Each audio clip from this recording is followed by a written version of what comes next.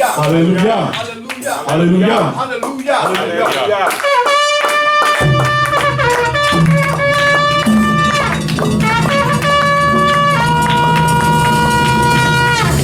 Hallelujah. Hallelujah. Hallelujah. Y'all kind. Y'all kind. Y'all kind. Shabbat Shalom Lakem. Giving all praise and honor to the Holy One of Israel, even on this day, the beginning of a Torah year. Sidrah, Beresheet. We thank y'all for our lives this day. We hope and pray that the Most High would be with those that are on their way to this place and places such as this throughout the world. May Yah continue to gather His people, and may Yah continue to bless His people is my prayer. As we face the Mizracha, the eastward direction, let us lift up our voices with these words found in Numbers the 10th chapter and the 35th verse, as we say it together as a family and as a community. Hallelujah. Hallelujah. Kuma Yehovah, Weyafusu Oeveka, Weyanusu Misanecha Mipaneka.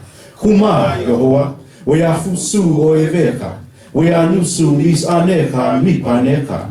Kuma Yehovah, Weyafusu Oeveka, Weyanusu Misanecha Mipaneka. Rise up, O Yah, and let thine enemies be scattered, and let them that hate thee flee before thee. Hallelujah. Hallelujah. On page 1 in our Sidrah, we say these words together.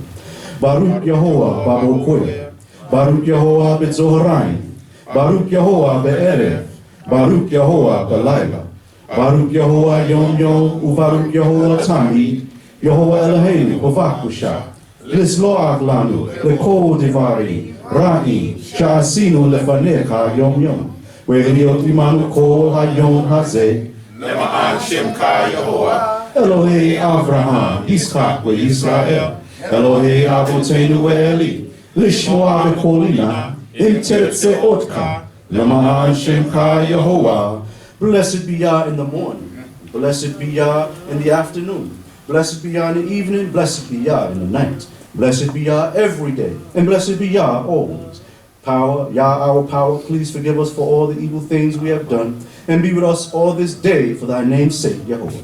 Power of Abraham, Isaac, and Yisrael, power of our fathers in my power, hearken to my voice, I pray thee, if it pleaseth thee for thy name's sake. Hallelujah. Yahweh. Shabbat Shalom Lakem. Shabbat Shalom. Giving thanks unto the Most High for life, for spirit life. Torah Yah for bringing us through the trials and tribulations of the week. If there were any, we thank Yah for bringing us throughout this week, and even those that perhaps may have had a smooth week. We thank Yah for our lives anyway. And Torah Yah for all of us for being here and enjoying each other's company and to fellowship once again on the Holy Shabbat day.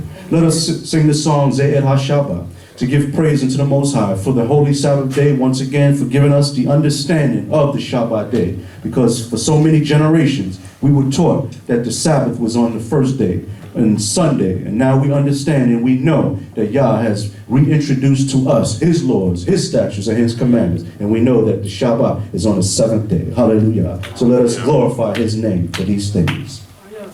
Ze'ed HaShabbat Sameach Ani, Ze'ed HaShabbat Sameach Ani, Ze'ed HaShabbat Sameach Ani, Ani Ohev Hayom Hashem. Ze'ed Hayom HaTorah Sameach Ani, Ze'ed Hayom HaTorah Sameach Ani, Ze'ed Hayom HaTorah Sameach Ani, Ani Ohev Hayom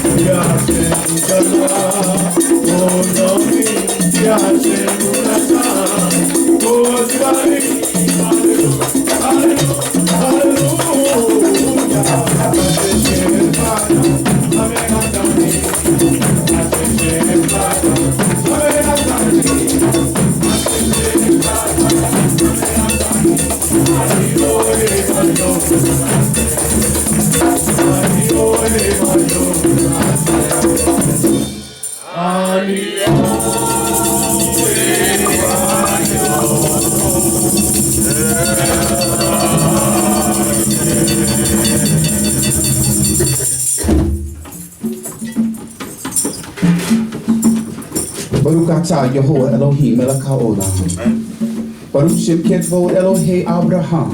Yiskak Yisrael.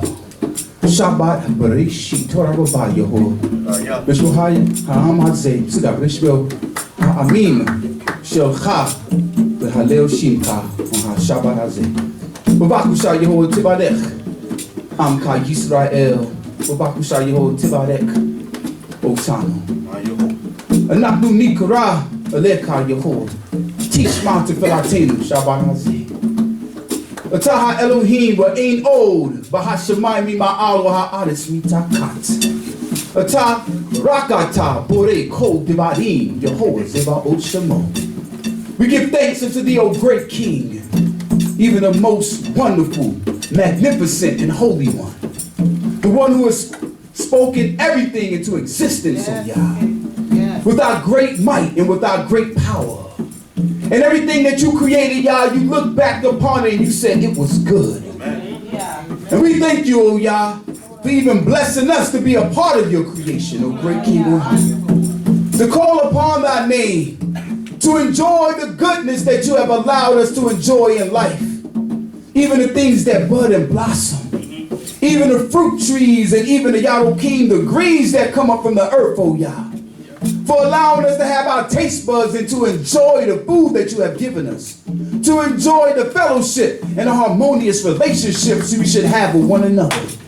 Knowing that you have created man to have dominion over this earth, but most importantly, to glorify thy name. For thou art a great King, highly to be praised. You are truly wonderful unto thy creation. You are forever mindful of thy creation. We give thanks unto thy name. Knowing that we have fallen short, O Yah. Knowing that we have even went astray from the things that you have commanded us to do. But your mercy is everlasting. And it meets us every morning, even as the sun kisses upon our face, O Yah. We give thanks unto thy name. Because you have given us the breath of life, O Yah. And you have created us to be living souls, that we are able to stand before thee this day and be thankful for the things that you have done for us. In this new beginning, O Yah, we pray that we will even have changes in our life that will be right. We pray that we will do things that will be positive and productive before thee, O great King. We pray that you will continue to heal us from our sicknesses and our diseases, O Yah. We pray that you will continue to heal us from our pain and the things that we feel. Knowing that you are the ultimate healer. You are the ultimate provider. You are the one, O Yah, who have thought about us. And we give thanks unto thy name, O great King on high. Praying that not only that you will bless this day, but that you will bless So Shavuah this weekend. And even as we prepare for the week to come, O Yah, we pray that you'll even go before us and even give us a blessing, O great King, that we will be able to stand before thee. Asking that you will forgive us for all of our shortcomings and the things that we have done that's not right before thee. Praying for our families and our loved ones, a special prayer even for our brother Abba Kirby, O Yah. I had the opportunity to speak with him this week, O Yah, and his voice and his spirit is high because thou hast healed him, O great King. Even though he's going through a process of rehabilitation, we thank you, O Yah, for being forever mindful of him. Remember his Isha, remember his family, O Yah. We pray that you will continue to remember the Zaquain of our house, even Zaquain Yatniel. We pray that you will continue to remember Sika, so that you will remember the Saw of the Bahid, O Yah. Continue to be with him and strengthen him, O great King. We thank you again for allowing Imam Muzara to be in our midst, for allowing Imam Zahn to be in our midst, O great King. We thank you, O Yah, for all of our elders and all of our Moreh and our Kohanim and those who have come out this day to proclaim thy greatness, that thou art the King and thou art the King alone. And there's none like thee in the heaven above, nor on the earth beneath. There's none to be compared unto thee, O Yah, for thou art great in everything that you do. Glory and honor, met and high, even exaltation to thy great magnificent name, O Yah, forever and ever. Blessed be the God of Israel, even the God of all creation, the one who has spoken the world into existence, the one that has given breath to all mankind and to the beasts of the field. Thou art great in everything that you do. Blessed be thy name, O Yah, forever and ever, for thou art Yah, and thou art Yah alone. Hallelujah! Hallelujah! Hallelujah! Your God! Your God! Your God!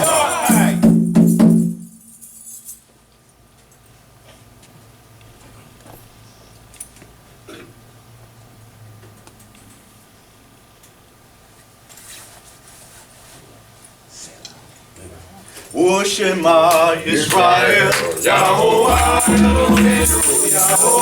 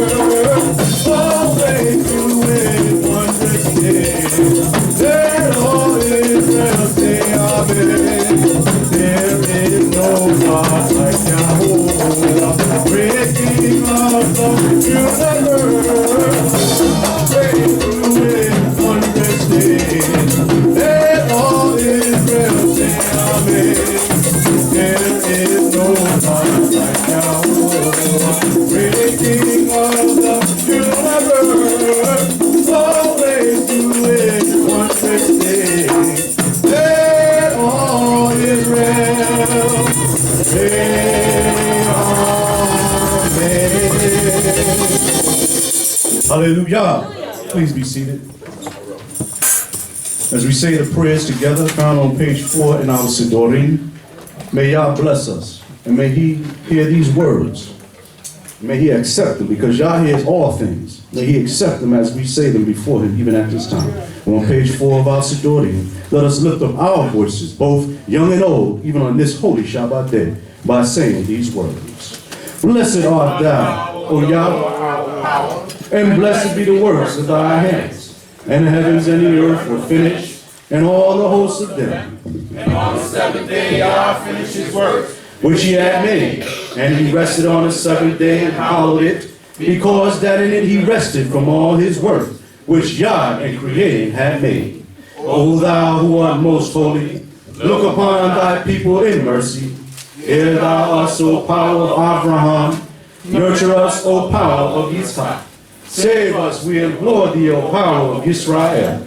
Blot us not out, O Yah, though our sins be many, but cast our evil doings into the bottomless pit, to remain forevermore. Our hope is in thee, O Yah, and without thy mercy we have naught. Father of wisdom, thou dispenser of knowledge, cause our hearts to discern and our minds to retain thy law. Bless Israel to know thee as we did in days of yore.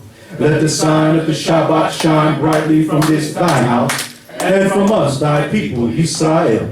let our voices mingle with the hosts of heaven, as we joyfully proclaim, blessed be the name of our power, and blessed be his holy day. Hallelujah. Shema. Shema. Yisrael. Yahweh.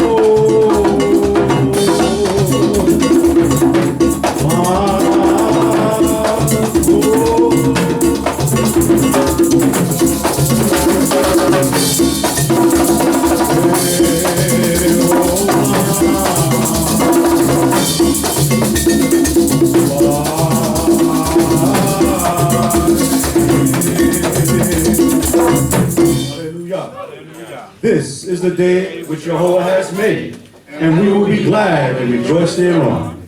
Unto thee do I lift up mine eyes, O thou that art enthroned in the heavens. Ascribe unto Jehovah the glory due unto his name. Worship Jehovah in the beauty of holiness. In thee, O Yah, do I take refuge. Let me never be ashamed. Thou hast given us joy in the place of sorrow. Thy truth is like a heavy wine. Shout for joy, O ye children of Israel. Proclaim the name of our King, to whom the sun doth shine and the wind sing. Jehovah is our sun and shield. Who then could master us? To thee, power of our fathers, do we give honor and glory. For who is Yah besides thee? Be thou our judge, O Yah, against the ungodly nations. Save us, O our King, we beseech thee. Then shall we come clapping, singing, jumping, shouting, praising, crying, and extolling thy holy name. For with thee is the fountain of light. In thy light do we see light. Thy loving kindness lies in the heavens. Thy faithfulness reaches unto the sky. Depart from evil and do good, and dwell forevermore in peace. For Jehovah loveth justice and forsaketh not his holy ones. Hallelujah. Shema. Please join me in singing the Shema. Shema Israel.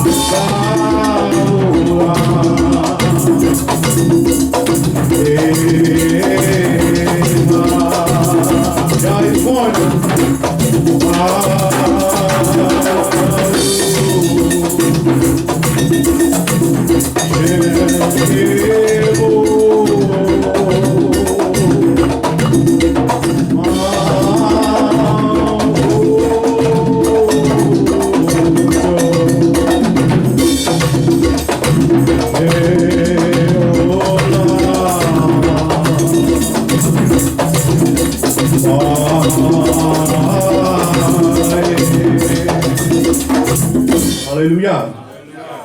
Where is the power of Abraham, who did call our father from Chaldea? Art thou not he, O power of Israel? Where is the power of Yitzchak, who did bless him with the righteous Rivkah? Thou art one and the same. Who knoweth him who changed our Lord's name? Thou, O Yah, will forever remain. Though Joseph sojourned in Egypt, yet did all men show him favor. Thy hand, O Yah, was with him. Thou didst help Moshe and Israel against Pharaoh, who stood up the mighty Red Sea. Thou hast dropped from heavens to sustain thy people in the wilderness. They fashioned the calf to bow down to. Yet to Israel didst thou show mercy. We give thanks unto thee, O Yah, and we will tell thy wondrous works. In Yehuda is Yah known, his name is great in Israel. His foundation is in the holy mountains. We will sing of the mercies of Jehovah forever. Unto all generations we will make them to be known. Stay thou, O Yah, in the midst of us. Cause righteousness once more to be sung. So shall the heavens praise thy wondrous Yah, thy faithfulness in the holy assembly. Let Israel awaken the day with their praises. Glory to Yah, now and forevermore. Hallelujah. Shema. Shema Israel Yahuwah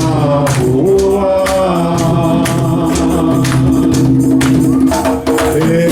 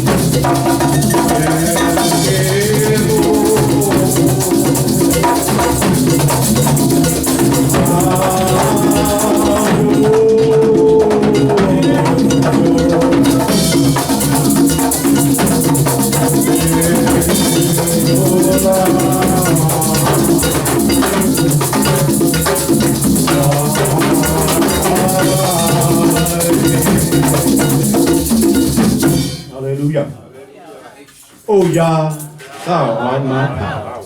Earnestly will I seek thee. Hear my voice, merciful Father. Preserve me from my enemies. Send out thine angels to protect me. O thou that hearest prayer. With thy mighty hand thou subdue all those that hate us. Remember us in mercy, Yah, and pardon all our transgressions. Except our power doth bless us, how could we hope to prosper? Unless our Creator protect us, we are as if we had not been. Stay thy hand, O death, for he doth forgive our iniquities. So will I sing praises to his name, that I may perform my vows. The dead praise not Jehovah, nay, nor any that go down into silence. Let us extol our power while we have life. Sing praises to our power while we have any being. Together we will lift up our voices and gratefully sing. Withhold not thy voice from extolling our Maker. Let young and old praise him together. Let the tribes come here and testify. Even the tribes of Israel, the mighty of Jehovah. Say among the nations, Jehovah reigneth. Thy power, Israel, over all the world. For Jehovah will not cast off his people, neither will he forsake his inheritance. Thy testimonies are very sure. Holiness become thy house. Now, O Yah, and forevermore. Hallelujah. Shema. Shema. Israel.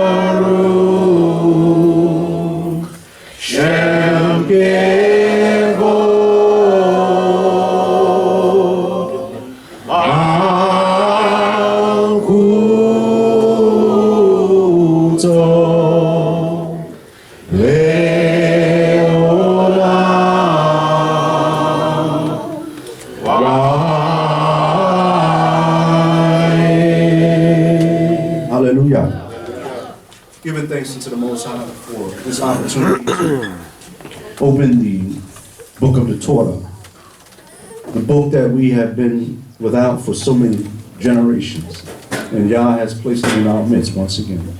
So we sing the song HaTorah to remind ourselves not only to sing about it, but to do it, to live it. And we pray that Yah will bless us to do so as we pay HaTorah, even at this time found on page 6. Even in our Sidrah. Let us lift up our voices at this time. HaTorah,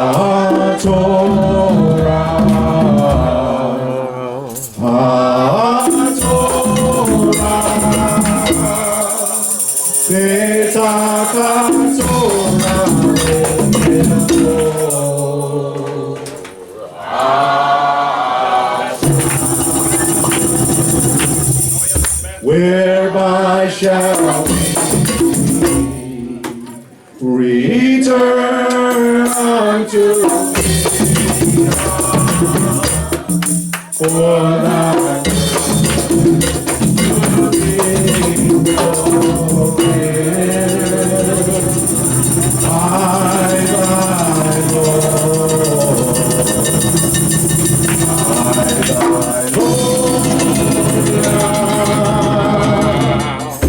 In our hearts it is to be.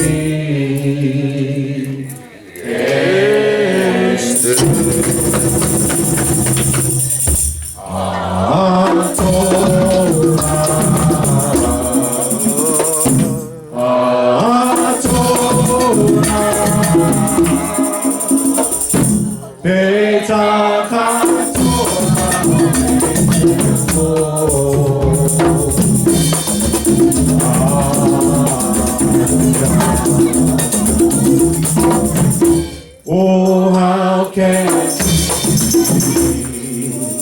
draw closer to each other in the spirit of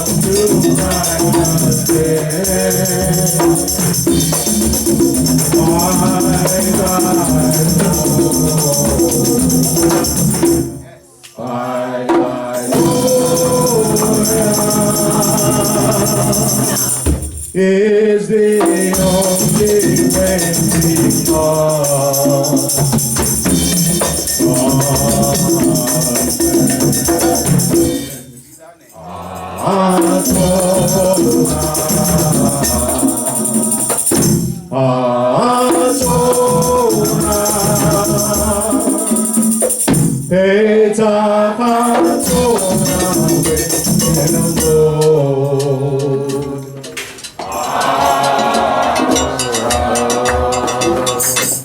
Hallelujah. The blessings for the Torah can be found on page 7, even in our Sidrah at this time. May Yah bless us, and may He bless even this Torah service, and may He hear our words even at this time.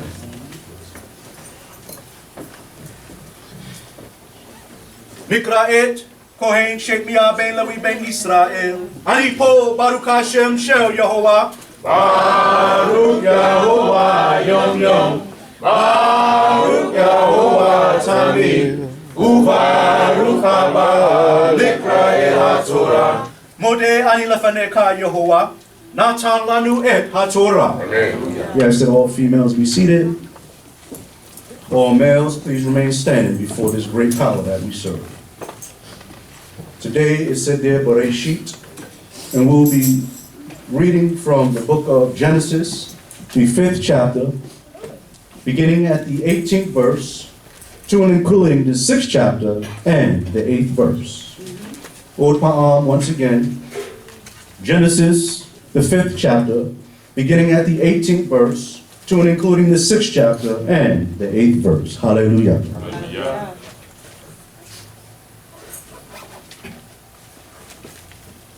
Genesis 5:18, it reads on this wise in Hebrew. Hallelujah. Wahi Yered Shatayim, Washishim Shana, At Shana, Wayoled et Hanok. Wahi Yered Achere Holido et Hanok. Shemone Meot Shana, Wayoled Banim Uvanot. Wayi Yuko Yeme Yered, Shatayim Washishim Shana, Ut Shame Ot Shana, Wayamot. Hallelujah. And Yered lived 162 years and begot Enoch.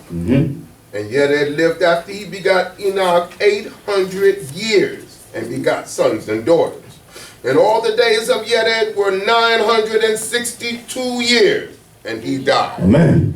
Modi manaknula she'atahu Eloheinu Elohe avotenu Abraham Yitzchak veYaakov le'olam va'ed Mikra'et Hazakwen Yatniel ben Yehuda ben Israel. Baruch Hashem Shel Yehovah. Baruch Yehovah Yom Yom. Baruch Yehovah Tamid. Ubaruch Haba Likra'et HaTorah. Hallelujah. Wahi Hanok Chamesh Weshishim Shana Wayoled et Metushalah. Why Yit Halei Hanok et Ha Elohim Akarei Holidot et Methuselah Shelosh Me'ot Shana Wayoled Banim Uvanot. Why he called Yemei Hanok Hamesh we Shishin Shana Ush Losh Me'ot Shana. Amen. Hallelujah. And Enoch lived 65 years and begot Methuselah. And Enoch walked with Elohim after he begot Methuselah 300 years and begot sons and daughters. And all the days of Enoch were 365 years. Amen.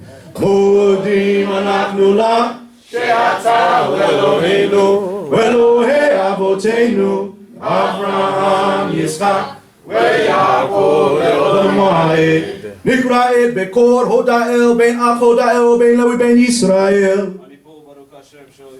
Baruch Yahovah Yom Yom Baruch Yahovah Tamid Ubaruch haba Nikra et HaTorah. Hallelujah. Waitale Hano et Ha'el Elohim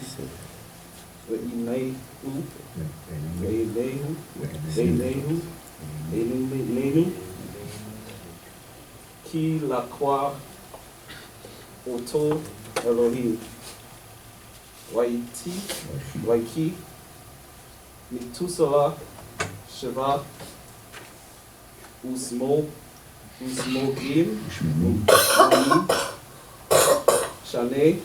Shana Umat Shana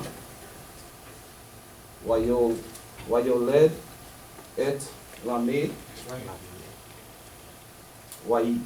Waiki Methuselah Akare Holido et Lamek Shetayim Usmone Shana Ushva Meot Shana Wayoled Banim Uvnot. Amen. Hallelujah. And Enoch walked with Elohim, and he was not, for Elohim took him. And Methuselah lived 187 years and begot Lamech. And Methuselah lived after he begot Lamech 782 years and begot sons and daughters. Amen. Modim anaknula she'ata Eloheinu Elohei avotenu Avraham Yitzchak Yaakov Le'olam Moed Nikra et Bekor Naim ben Akh Yirmiyahu ben Naphtali ben Yisrael Baruch Yahovah Yom Yom Baruch Yahovah Tamid Ubaruch haba Nikra et HaTorah. Hallelujah.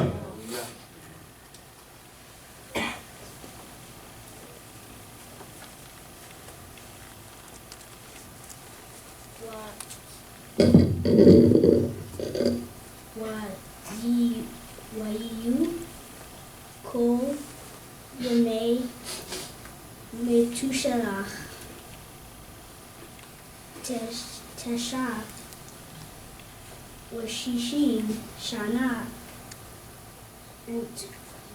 Utsha Meot Shana Wayamot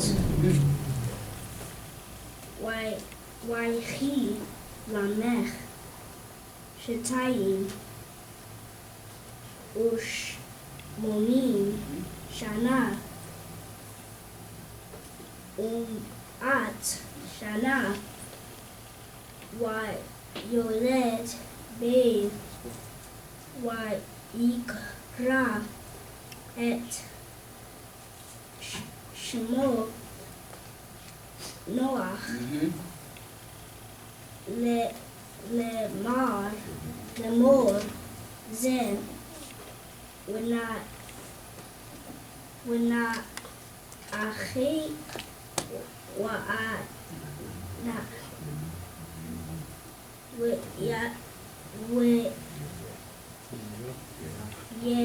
Nachamenu,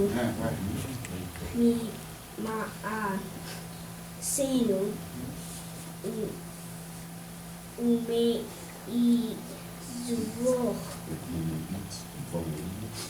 Umeitzvon,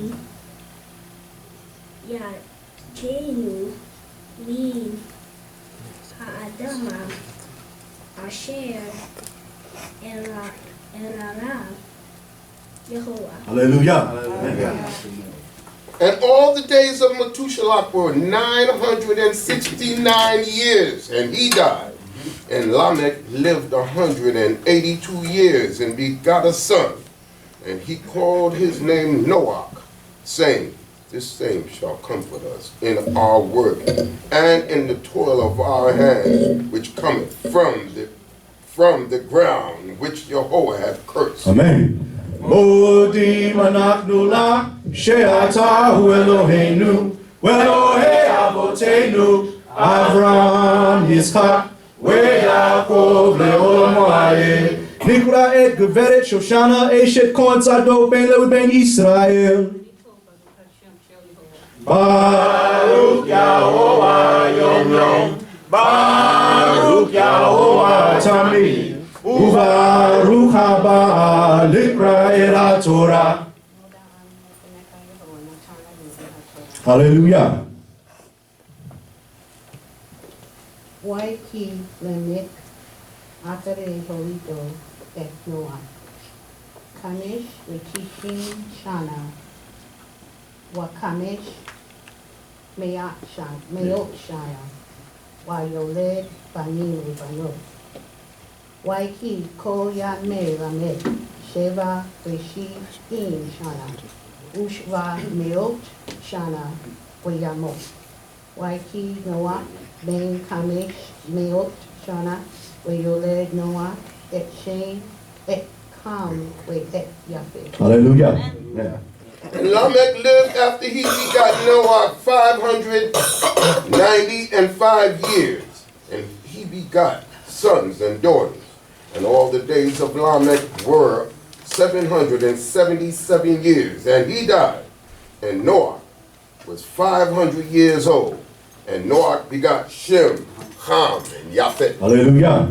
Modim anachnu la she'atahu Eloheinu ve'Elohei avotenu Avraham Yitzchak ve'Yaakov le'olam ha'ed Nikra et Akot Tehila eshet Akh Beritiel ben Lewi ben Israel. Baruch Yahovah Yom Yom, Baruch Yahovah Tamid, Ubaruch haba Likra et HaTorah. Hallelujah.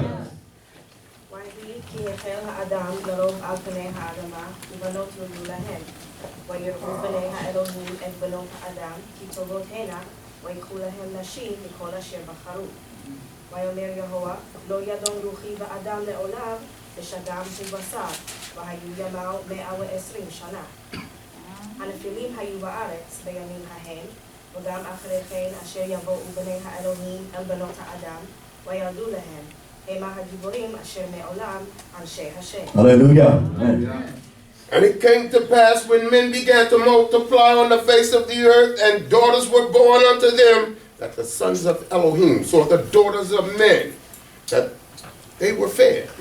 And they took them wives, whomsoever they chose. And Jehovah said, my spirit shall not abide in man forever, for that he also is flesh. Therefore shall his days be 120 years. Right. The Nephilim were in the earth in those days.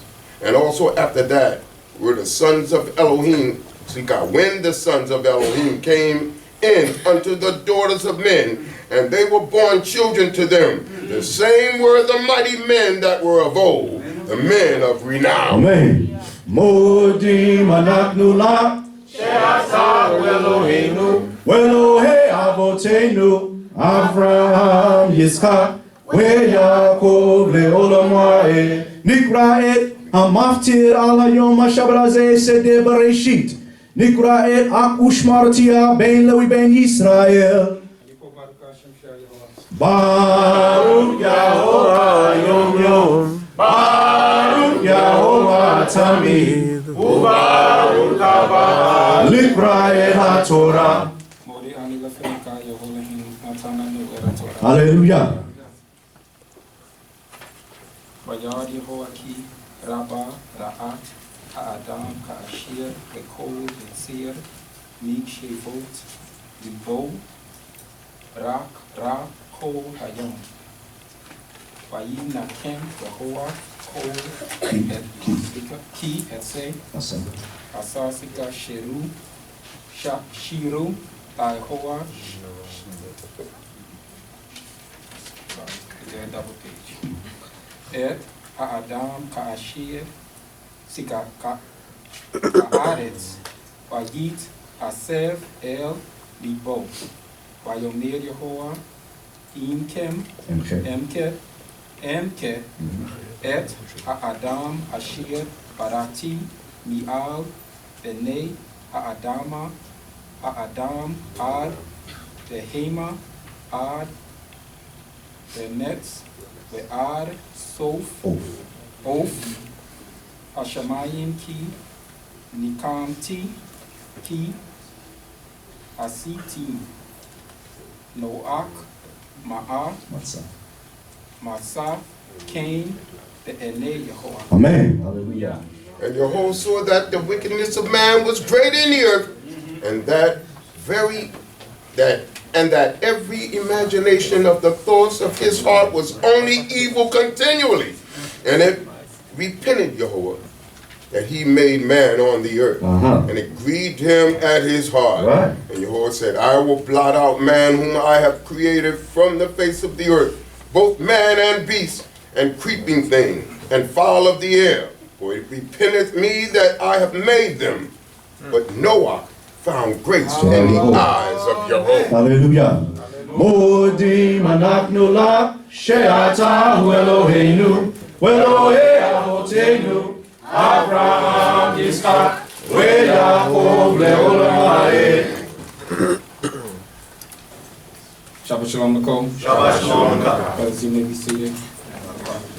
First and foremost, I give all praises, all glory, all honor unto the Holy One of Israel. Thank you for my life this day. Thank you for the lives of my family, my Nashi, my Yeladi, my Emios, my Avi. I thank him for putting them in my life and helping me to develop into the man I am today. It's an honor to stand here before you. Not just on another Shabbat day, but a new beginning of a Sidrah cycle, which for me is just another opportunity to make a change. It's another opportunity to have a new beginning. It's another opportunity to do something different. We go through this book of the law, of the Torah, of our history, every year over and over again. That's right. But if we're not going to start trying to apply it in our lives every day, it makes no sense. Continue to do this. There are many that have came and gone that did this the way we do it today. And there are some that are out there that are seeking, that would love to have what we have in here today.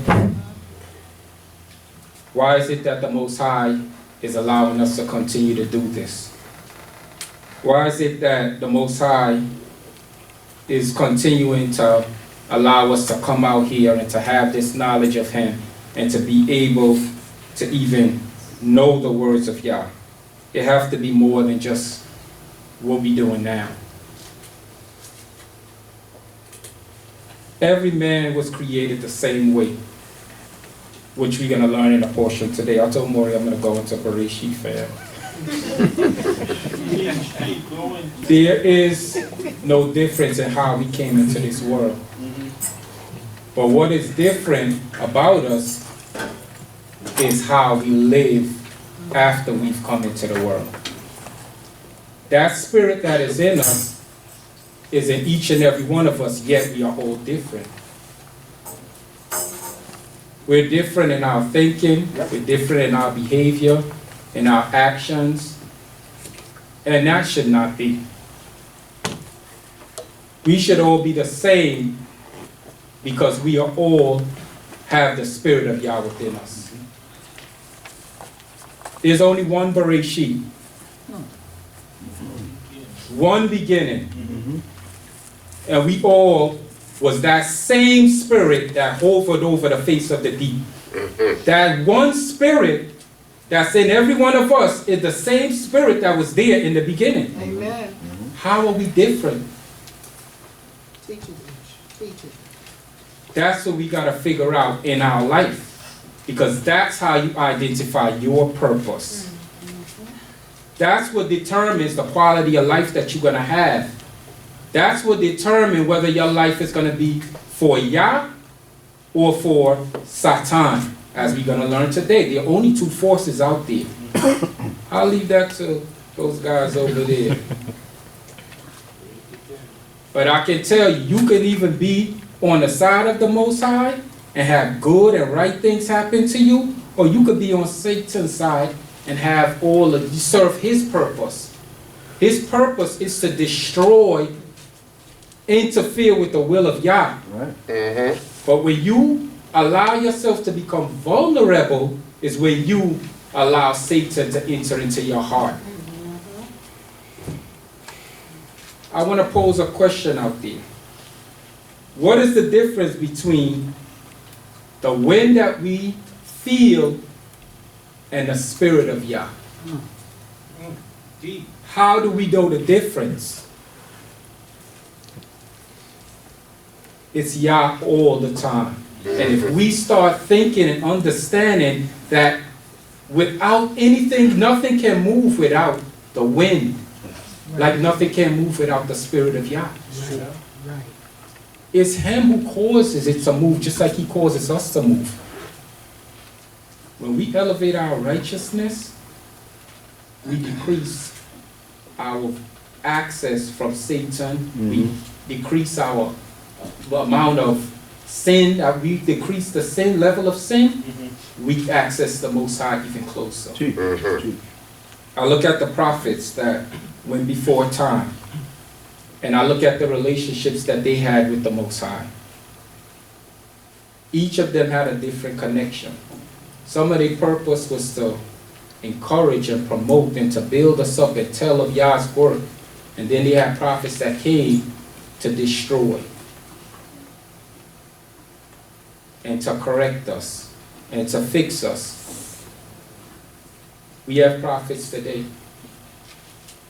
that are amongst us, that's planting seeds in our heads, that's teaching us and telling us how to live, how to move, how to do this, how to do that, just like we had back then. But they can't access us.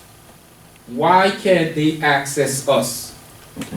Because it's something within us that's not allowing those words to internalize for us to make the changes so that we can become like Yah beings. We have the power to become greater than who we are. But we limit ourselves because, for me, I see it as the evil ways that's within us. And if we could eliminate some of those ways, we open ourselves up for Yah to build a better relationship with us. Amen. Let's begin a portion. In the book of Isaiah, the 42nd chapter. 42nd chapter, And the 5th verse. Prophet Isaiah is going to begin by introducing the Most High to us. Thus saith Elohim, Yahweh, he that created the heavens and stretcheth them forth, He that spread forth the earth and that which cometh out of it, he that giveth breath unto the people upon it, and spirit to them that walk therein. Like I began saying, the same spirit that Yah has is within us. Why are we not like Yah beings? Why are we that all righteous spirit that the Creator is? What is the difference? Because I've read and we know about the history of the magnificent power that Moshe had, the prophet Elijah had. When the same breath as they all uttered the words, they caused things to come to pass. Right. Why can't we do that? What's limiting us from the prophet Isaiah? What's limiting us from the prophet Elijah? What's limiting us from when they lived in ancient days, 999 and 500 and 600 years old? What is limiting us? It's not the spirit, because spirits are not being renewed. There's no new spirits in the world. It's the same spirit. So we have to find ourselves, and in finding ourselves, we will find Yah, and we will know and understand what is our purpose. I, Yahweh, have called thee in righteousness, and have taken hold of thy hand, and kept thee, and set thee for a covenant of the people, for a light of the nations. What is truly our purpose? That's the question. What is our purpose on this earth? Yah has made it clear. But we have the problem accepting the job that we were given by Almighty Yah. And if we don't accept the job that's given by Him, then we're not fulfilling our purpose.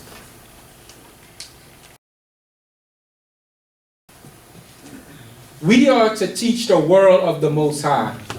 Not just by going and having a conversation, by everyday movements, by our everyday actions. If you are not doing that, if you're not a difference on your job, you're not fulfilling the word of Yah.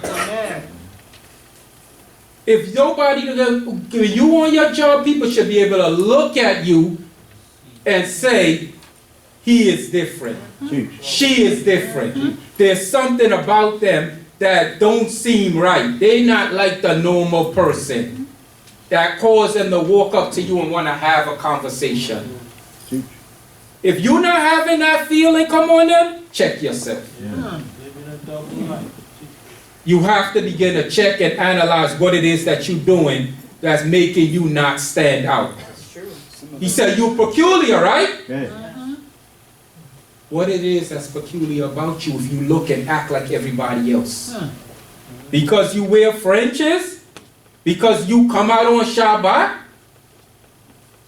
This life is precious.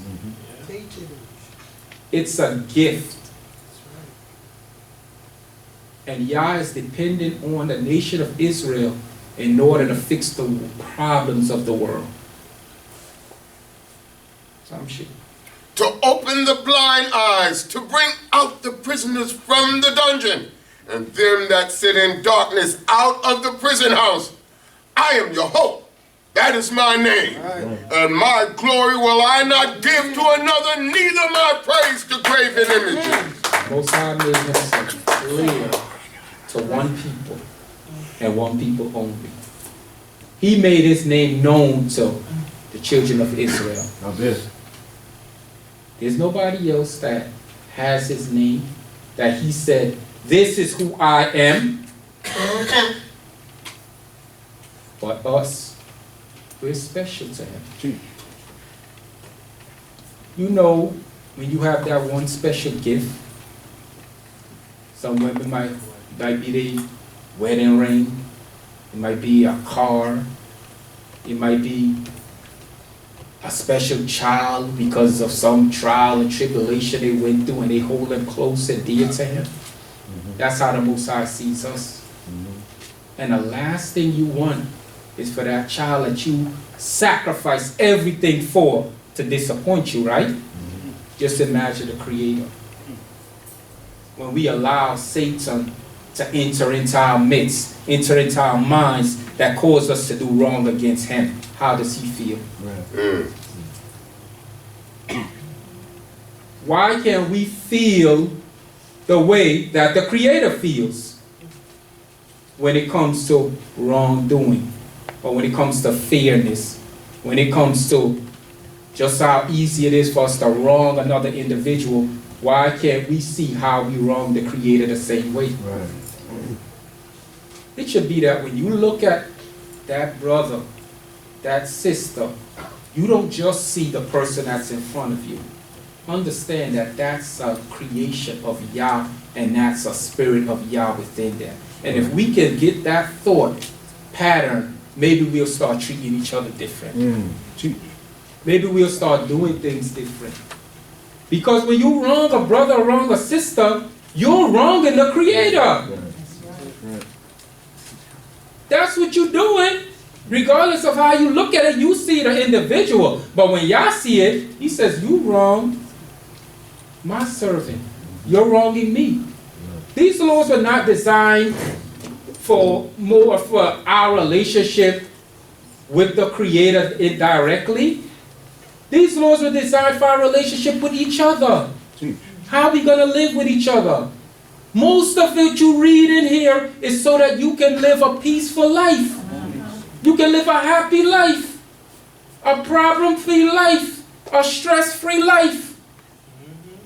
This is what this book is supposed to help you with. And if it's not doing that for you, something is wrong.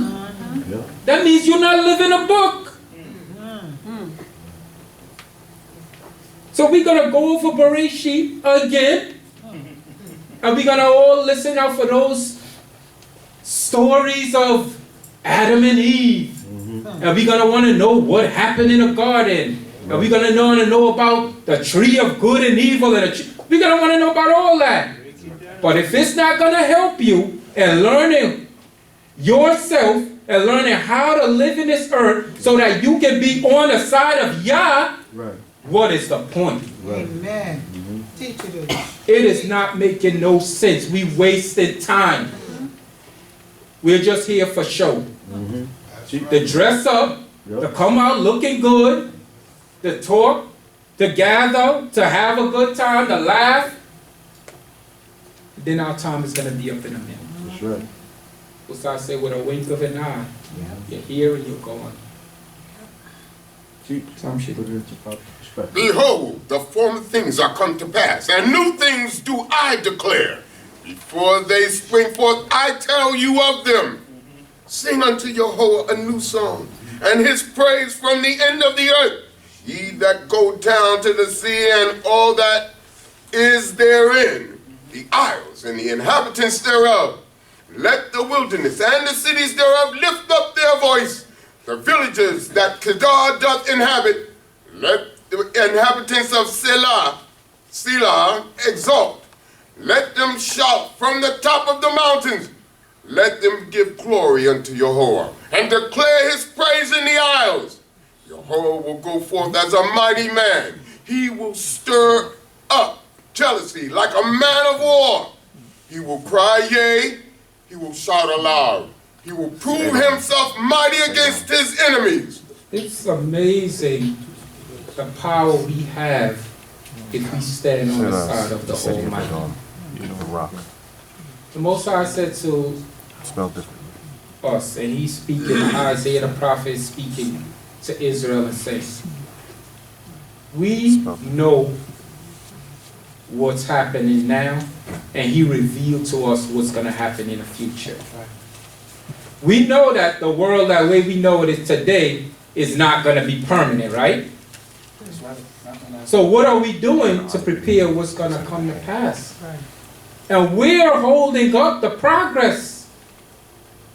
We're holding up prophecy. A lot of people get up and they are against Trump and what he's doing as president. I feel differently.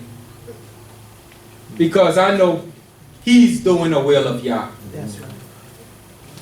So if he remains in office another 5 years, I know that that's the will of the Most High. If things get better here, we ain't going to Israel. Nobody. If things continue to go good, we're not leaving America. Talk about it. We're going to get our new car. We're going to continue to buy our houses. And we're going to stay in our captive lands.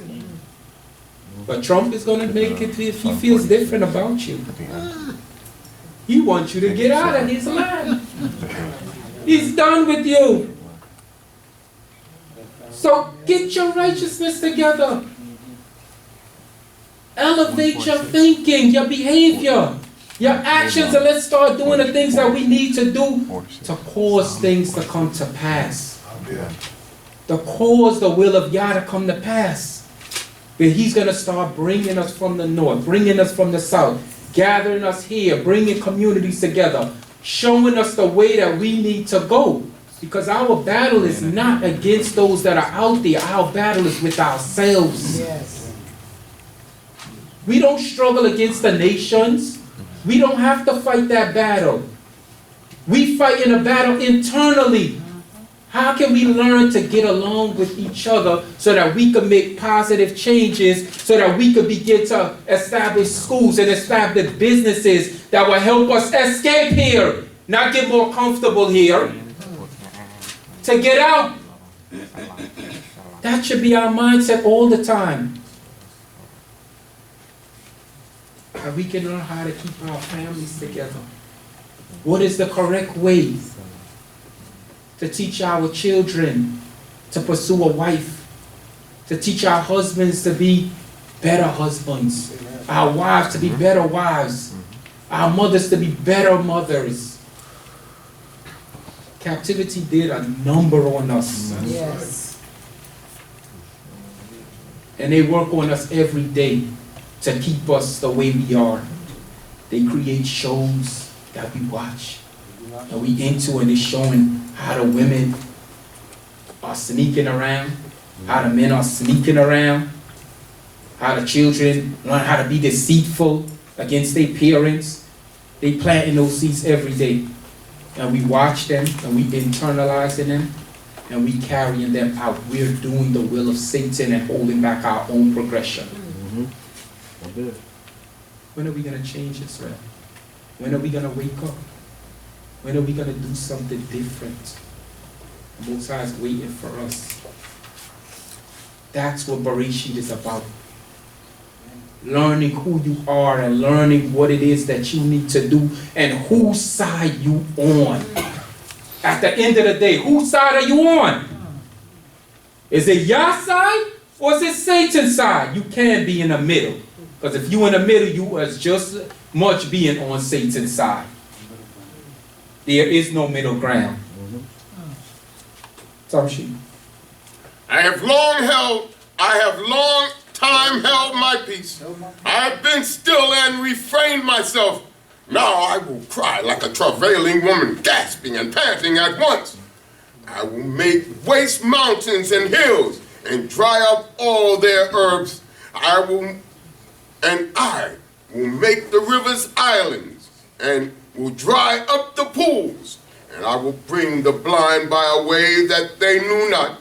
In paths that they knew not will I lead them. I will make darkness light before them, and rough and rugged places plain. These things will I do, and I will not leave them undone. They shall be turned back, greatly ashamed that trust in graven images, that say unto molten images, ye are our gods. The Most High is letting us know when we begin to change, He's going to begin to change how He deals with us. When we begin to change, our behavior and our level of righteousness increases. He's waiting. He said, I'm sitting and I'm waiting. I'm being patient. That's why I said the Most High is depending on you, Israel. He's depending on you to carry out His word and His will. And if you don't do it, your children going to do it regardless. So why not you do it so that you can reap the benefits of it? Those good things. It's waiting for us. He's waiting to cause a movement in this world, in this earth, in this country. We feel like we oppressed. We're being mistreated. We're not being dealt with fairly. Racism. If we're not here, we don't have to deal with racism. But we in the lands of our captivity, and we worried about fair and justice. I want to be treated right. They don't carry the same principles of the Most High God, where He commanded us and said, treat the stranger as yourself. They don't live by those principles. And they know the power we possess. And if only we understood it, and we knew it, and we felt it, we could begin to act on it. But because we doubt ourselves, we limit ourselves. We got to begin to elevate our thinking. And once we begin to do that, we begin to elevate our actions. We put our actions that are good and right and fair. We begin to get rid of those unrighteous deeds and behaviors. And we begin to put pure thoughts. We begin to consider others. And we begin to be more forgiving. We begin to be more loving. When we begin to do that amongst each other, we begin to have a change, and the Most High is going to begin to change what He's doing and start working on our behalf. Right now, I see Israel just at a point where y'all just waiting for us. We just like in the middle of an ocean on a boat, just sitting there. And that same spirit could blow us to land, or it could blow us further out into sea. Y'all just waiting. He's waiting for you. Each and every one of us have a power within us that we can either cause a positive movement or a negative movement. But you will cause a movement. You would either lead by example for good, or you would lead by example for that next person to know, I'm not doing what he did. I'm not doing what she did. Because I seen the struggle that they had in their life. And it don't matter who you are, what family you're from. You're not set aside and special in no way unless you're special to the Most High.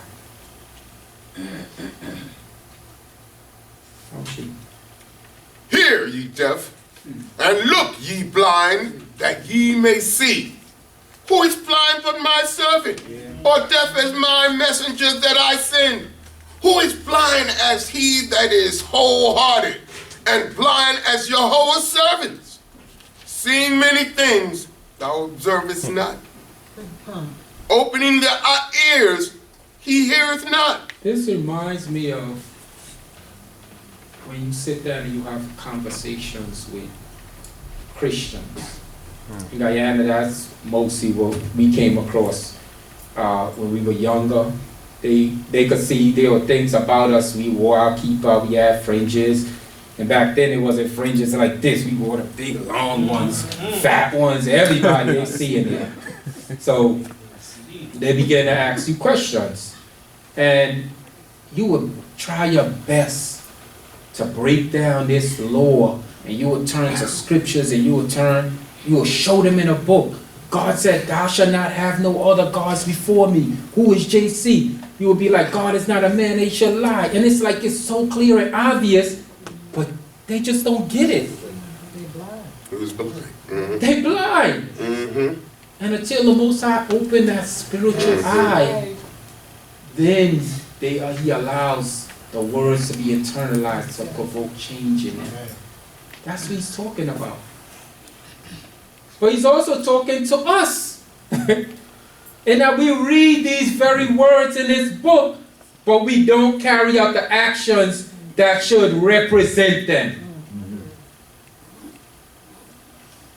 Yes, we're going to get up in the morning, we're going to put on our ZTO. We're going to observe the Shabbat. We're going to observe the holy days and appointed seasons. But what about our day-to-day dealings with each other? What about in times of controversy and confusion, when we have an issue with another brother and another sister, how do we handle it? Is that implementing what is in the book? Most said, thou shalt be humble. Do we execute humility? The Most High represents respect. Do we execute respect for each other? Those are attributes of the Creator. Sure. And if we saying we are Yah-like beings, we should have some of those same attributes within us. And if we're not executing them in our everyday lives, what is our purpose? And whose side are we on? Only two forces. It's good and it's evil. And if you're not representing Yah in the attributes that He represents, you are representing Satan. You have to change something. We have to change something in our behavior, in our dealings every day. Whether at home, whether at school, whether on a job, whether in the street. When that one person drives and cuts you off, and you pissed off because they cut in front of you. It bothers me most of all because I don't like nobody coming in front of me. How do you react? Keep going. Leave it alone. When you come home, brothers, and your Isha ain't cooked dinner, and you hungry, and you had a long day, how do you react? Be humble. Just be humble. Make a Do sound. you? Talk about it later. Order dinner? Talk about it I'm later. pissed. I'm mad. Go But outside. how do you respond? Take a breather. Go outside. That's when the Spirit of Yah tries you.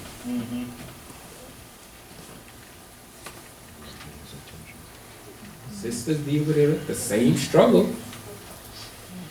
And they look in your wallet and they see a phone number with a female's name on it. And they're curious. Who is this in his phone? Does your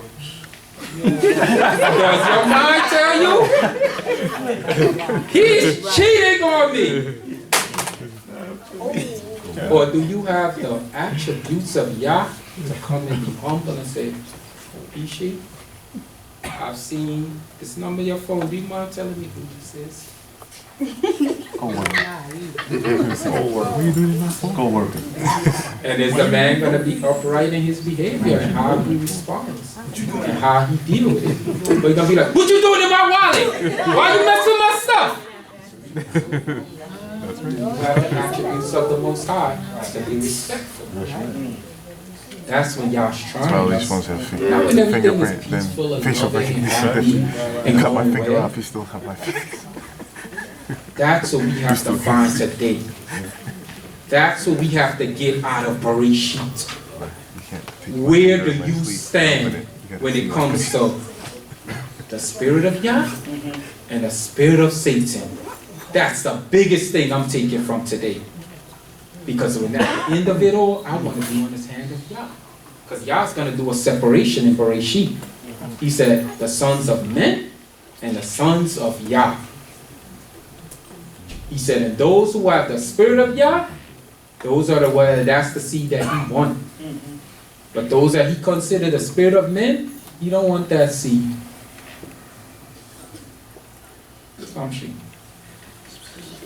Yahweh was pleased for his righteousness' sake to make the teaching great and glorious. But this is a people robbed and spoiled. They are all of them snared in holes, and they are hid in prison houses. They are for a prey, and none delivereth them for a spoil, and none saith restore. Who among you will give ear to this? Who will hearken and hear for the time to come?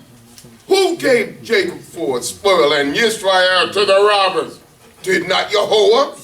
he against whom we have sinned, and in whose ways they would not walk, neither were they obedient unto his law. The Most High allowed things to happen to us because of our own unrighteousness. And we have the power to reverse that by just changing what we do and how we live in every day. When we do wrong, we open ourselves up for harm to befall us. We open ourselves up for the wrath of the Most High. And the thing about it is that you don't know what the penalty of the crime is going to be. Right. Right. That's the mystery with the Creator. He said, because with some I show mercy, and with others I don't show as much mercy. But we don't know where we stand with Him. And I can give you a simple answer, answering, if you were to ask yourself that question, is you have the power to choose where you want to stand and what you want to do. That's the ability we have. In creation, Yah didn't create every spirit the same way. We have, after we come into this earth, we develop relationships with the Creator.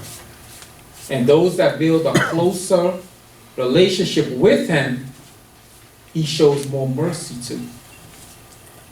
So, I encourage you, build a relationship with the Most High. Continue to pray to Him. Continue to serve Him. Continue to acknowledge Him. When you're on your job or when you're driving in your car, don't always turn on the radio and have different music blasting. You could sing of glory to Yah along your journey. That's right. Amen. You're invoking a Holy Spirit inside of you, inside of that car that's keeping you protected from all the other crazies out there. Talk about it. We have power within us, and if we could just tap in a little bit to that power, we can become like Yah beings. Therefore he poured upon him the fury of his anger, and the strength of battle, and it set him on fire round about. Yet he knew not, and it burned him, yet he laid it not to heart. But thus saith Jehovah, that created thee, O Jacob, and he that formed thee, O Israel, fear not, for I have redeemed thee. I have called thee by thy name. Thou art mine. I told y'all, we are special to the Most High. He hand-selected us and those that He want in this room. We all have a story. We all have a background. Some of us born into it, but if it wasn't you, it was your children. It was your parents He selected. Because we all were once slaves, our parents or grandparents, somewhere down the line, and He decided that I want that seed, that individual, that family to start knowing about me. And if He didn't do that, we would have been like those that are around us. Serving idols, serving false gods that don't know who the Creator is. So treat the Creator like you do that one special thing that you love the most, that you don't want nothing to happen to. And if you start doing that, maybe, just maybe, you'll see a change in your life. When thou passest through the waters, I will be with thee. And through the rivers, they shall not overflow thee. Right. When thou walkest through the fire, thou shalt not be burned, neither shall the flame kindle upon thee. You're going to have trouble in your life. You're going to have problems that's going to arise. You're going to have conflict and situations that take place. But when Yah's there with you, in those times that you are down, He's going to be your protection. He's going to be your guide. I love the picture that I saw with the feet in the sand. And it was showing 2 sets of feet. And then at one point it showed 1 set of feet. And in the writings it said, what happened to the other feet that was there? And it was like God was carrying you through at that time. That's so profound in understanding that you're going to have a downtime in your life. It don't matter who you are. There's no exceptions. If you live, you will have problems. One or the other. But understand that if you stick close to the Most High, there's no problem that's too great for him.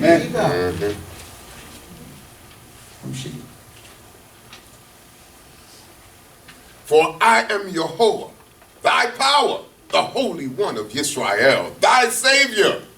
I have given Egypt as thy ransom, Ethiopia and Seba for thee, since thou art precious in my sight and honorable, and I have loved thee. Therefore will I give men for thee and peoples for thy life. Most High is saying that I have your back.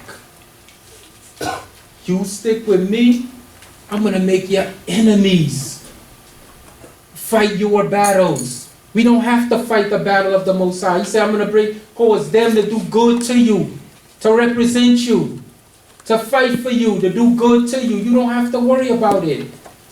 Just stick with me. Stay with me. Stay faithful. Stay strong in Yah. You're going to be all right. Stay strong for the Most High. Some shit. Fear not, for I am with thee. I will bring thy seed from the east and gather thee from the west. I will say to the north, give up, and to the south, keep not back. Bring my sons from afar, and my daughters from the end of the earth. Everyone that is called by my name, and whom I have created for my glory, I have formed him, yea, I have made him.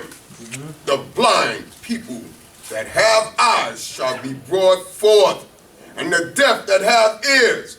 All the nations are gathered together, and the peoples are assembled. Who among them can declare this and announce to us former things? Let them bring their witnesses, that they may be justified, and let them hear and say, it is true. Ye are my witnesses, saith Jehovah, and my servant whom I have chosen, that ye may know and believe me and understand that I am he. Before me there was no God formed, neither shall any be after me. I, even I, am Jehovah, and beside me there is no Savior. God is the creator and maker of heaven and earth. The one who's responsible for our very existence, the one who brought us here. We're special to him, Israel. We got to start treating him special. There's no way that we could return good for evil and find it good and right. There's no way that we can see the opportunity to rise up and wake up every day, to have 2 eyes and 2 ears and hear the word of Yah, see the word of Yah, but we can't implement the word of Yah in our lives. You know how great I see the Creator is? Is that I've seen people that have the eyes and have the ears to hear the word of Yah and to see the word of Yah, and you see that very same blind person walk in the midst and they find Yah. That's how powerful he is. That's right. Or the person that can't hear but have the ability to understand the word of Yah and walk in the midst.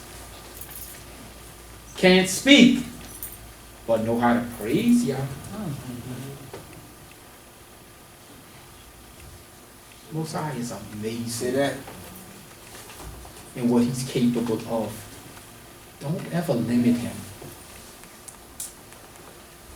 And if you take anything from this day, from this portion today, from Beresheet, see it as another opportunity to pick which side you want to be on.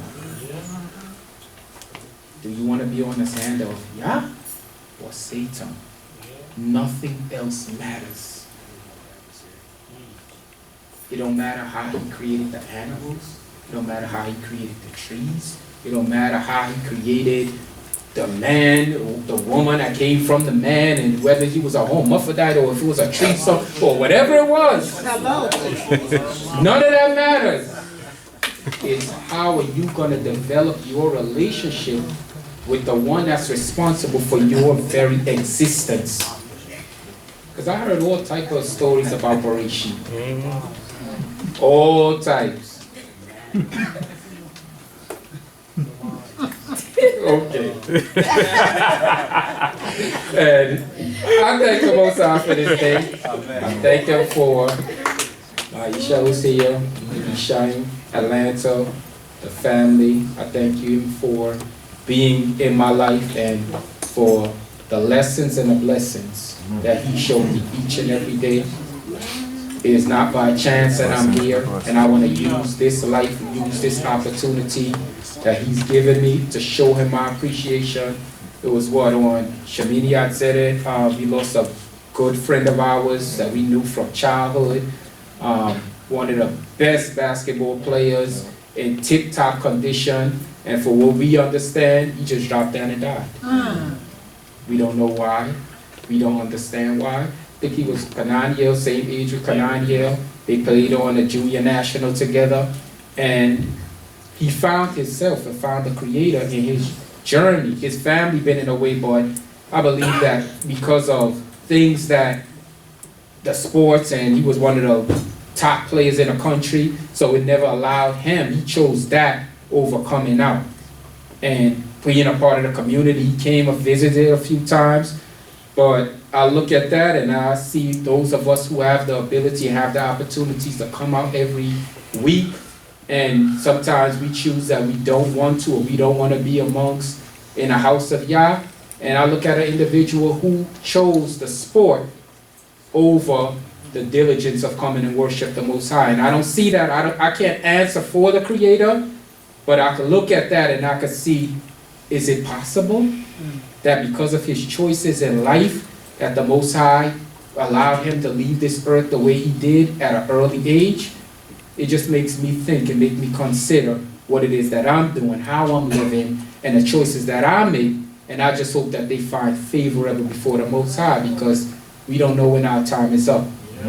So let's try and make the best choices, the best decisions that we can make, so that we can have the best quality of life that we can have. All glory to God.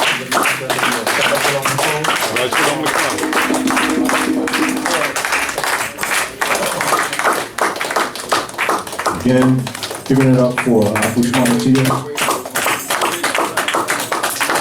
for a wonderful job. Thank the Creator for his words, and I pray that the words will be instilled in us, because it's very serious. We're living in serious times, Israel. We always say that. We come out here, as he said, and we just have to learn now how to just live this Torah now, really and truly. You have to live it. You have to watch the things that we say, watch our tongue, guard the tongue. There's all lessons in the book, as he said, and we just have to put it into practice now. Sometimes people think because you might be humble, or you might say, sorry, I did that it makes you weak. It doesn't make you weak. And I'm not doing it, for you. I'm doing it so that the Creator can understand and give me that spirit to want to do what's right before the Creator. Sometimes we do things and we're like, you don't have to apologize to that person. Like, hey, slow your roll. I'm going to apologize to that person because I want to make it right, not only with him, but ultimately, I want to make it right with the Creator. That's the thing. Now, don't talk to him. Don't talk to him. When people jump on other people's bandwagon, how about jumping on a bandwagon for Yah sometime? That's what he was saying. Oh, I ain't talking to that person. You shouldn't talk to him. Why should I talk to him? Because I'm not talking to him, and that's my, man, get out of here with that mess. Come on, and this is what brother's saying. We got to have a different perspective and different outlook on life. Because I want to live long. I'm going to tell you something. When the Creator puts things in your life, you start to understand certain things. Talk about it. When you start having things and, when Yah puts you through certain tests and talent challenges, the Most High starts to, wake you up now. You start to have a little bit more remorse for your brother and your sister and the things that you've done. And, a lot of times with us, we think because something's happened, let me pray to the Creator. You got to learn that stuff before trouble comes. Because trouble's going to come. But then when it comes, the Creator's like, I've heard his voice. He's a familiar voice. He's a familiar voice. Don't wait until you get into trouble.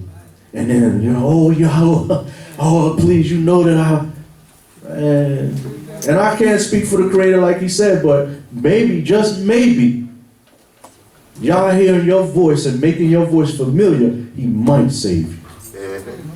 So this is what he's talking about. If we get the message, then we'll be able to live the message.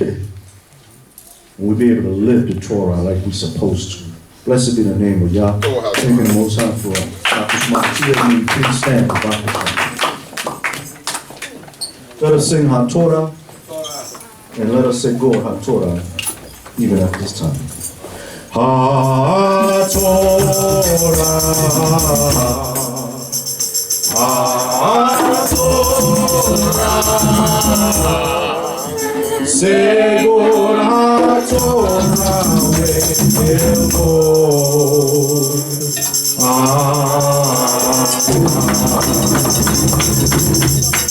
Whereby shall we return unto thee, for thy word to be fulfilled by thy Lord, by thy Lord.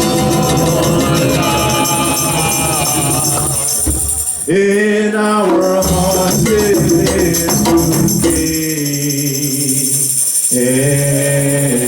to be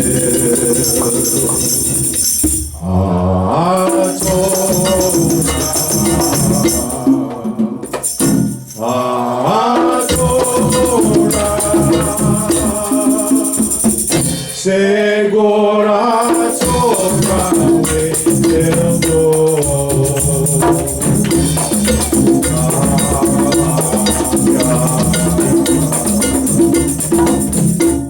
Oh, how can we draw closer to each other in the spirit of true righteousness, my Lord, by thy Lord is the only way we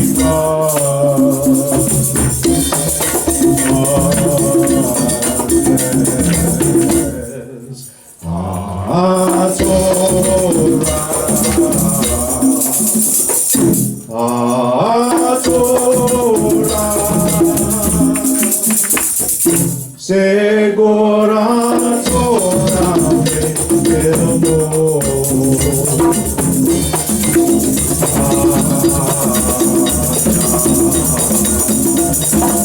Hallelujah. Shabbat Shalom to camp. Giving all praise and thanks to the Holy One of Israel for those who just walked in the door. Thanking Yah for your safe arrival even on this holy Shabbat day. May the Holy One of Israel continue to bless us as we sing a song before Yah. Let us lift up our voices in unison to even give Yah the glory and the honor that he is deserving. And so let us sing the song, Jerusalem, the land where our fathers served Yah, and praying that the Most High would truly be with us so we may even go back to our own homeland, because that's where we need to be. That's where we belong, brothers and sisters. So may Yah give us the spirit and the desire to be in that land. Hallelujah. On page 2, let us sing Yerushalayim. By the rivers of Babylon, yeah, we sat down and we cried. When we remembered Jerusalem, we were sick, God near to dying. Jerusalem,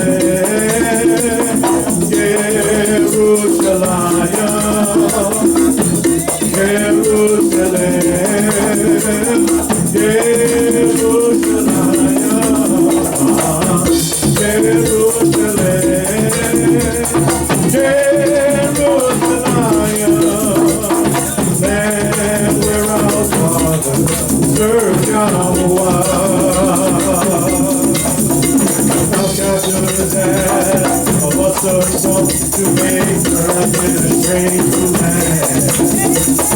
If I forget it to Jerusalem, and I cut off my own right hand.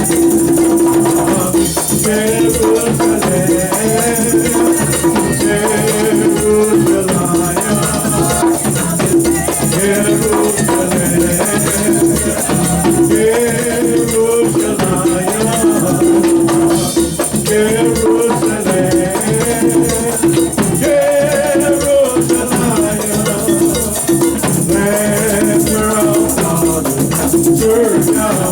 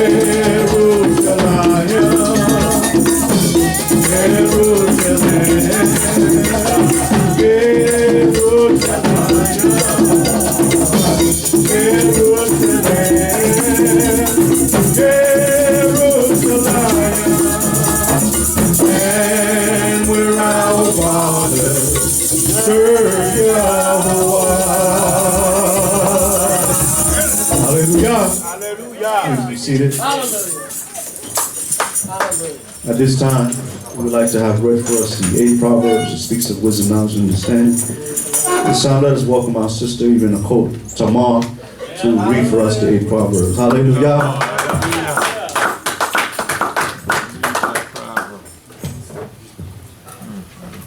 Shabbat shalom. Shabbat shalom. I always have a feeling when you're going to do that.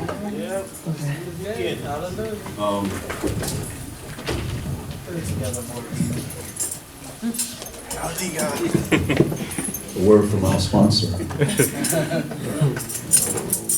While he's getting that together, I'm always grateful to be here. So that God for my life, so that God for the lives of my children, for all of you that are here. I pray we have a blessed Shabbat day. Amen.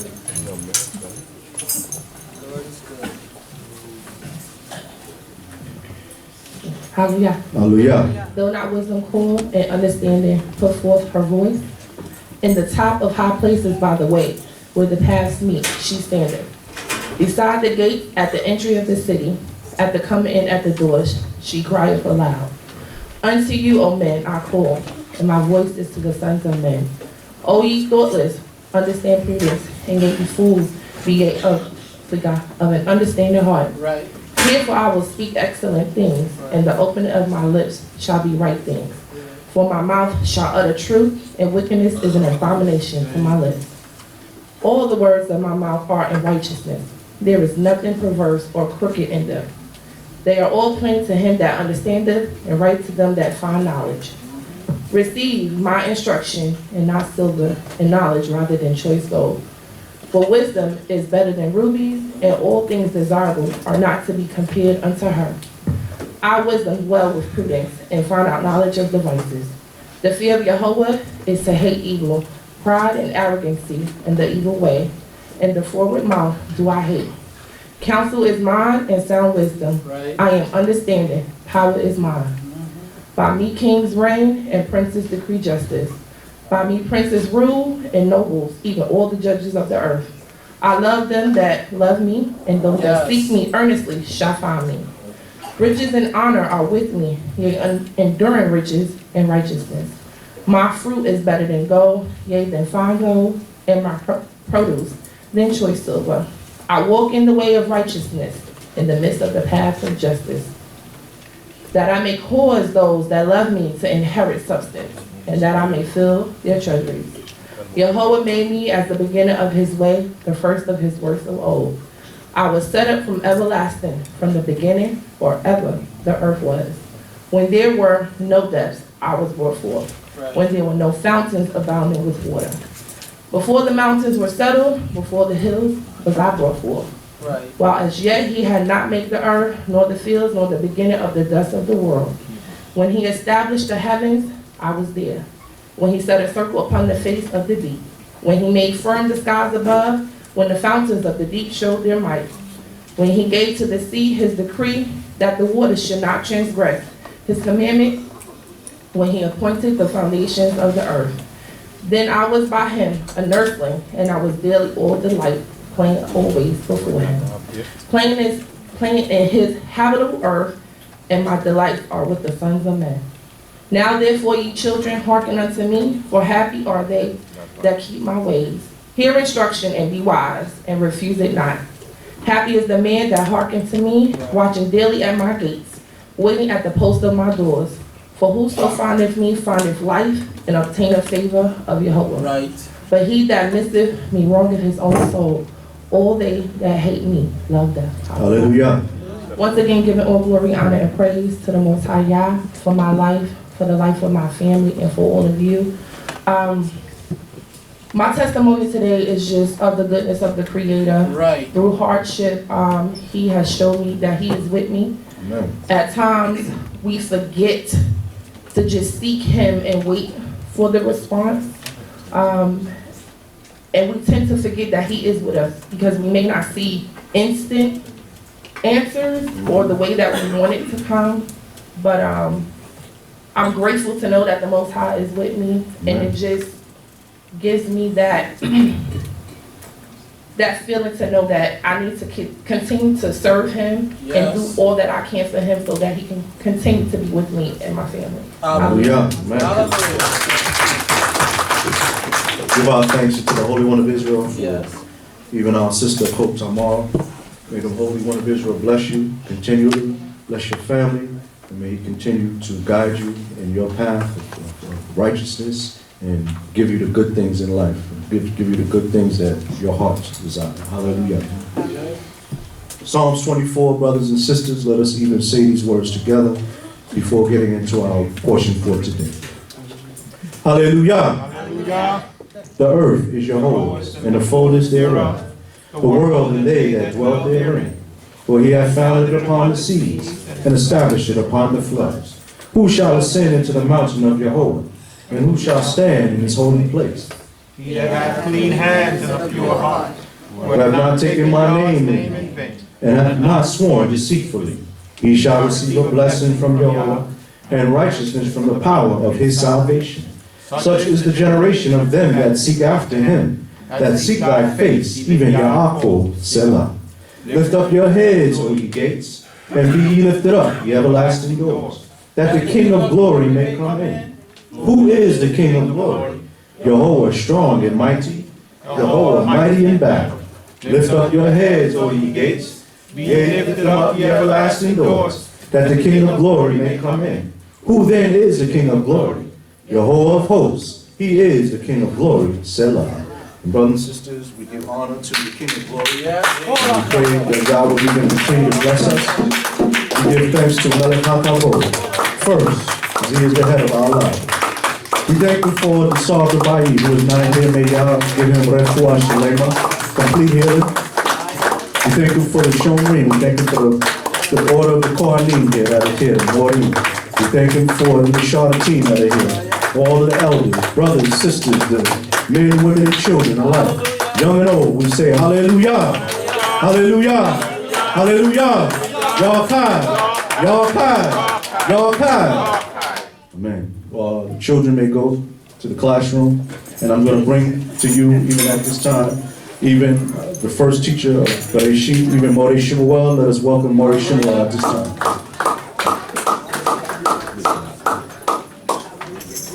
We can do better than that, Mr. Moreh.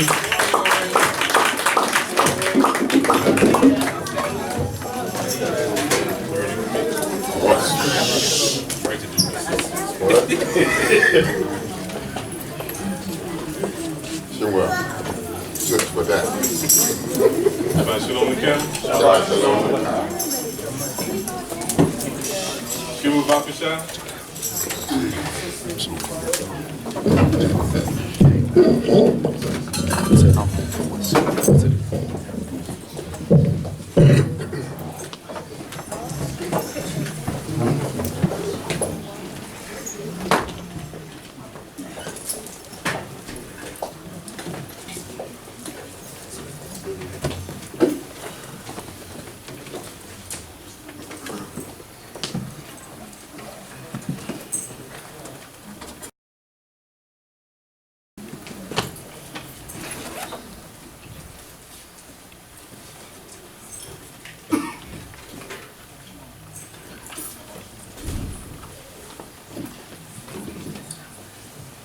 It's amazing how quickly a year goes. Marty Sharish on the camera?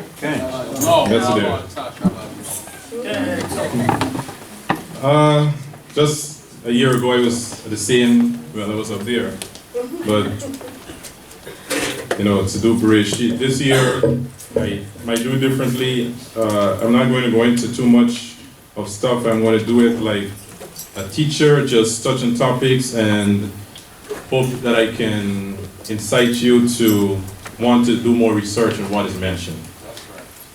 Because many times people stand for hours and, you know, go into all this stuff and we just go home and nothing happens after that.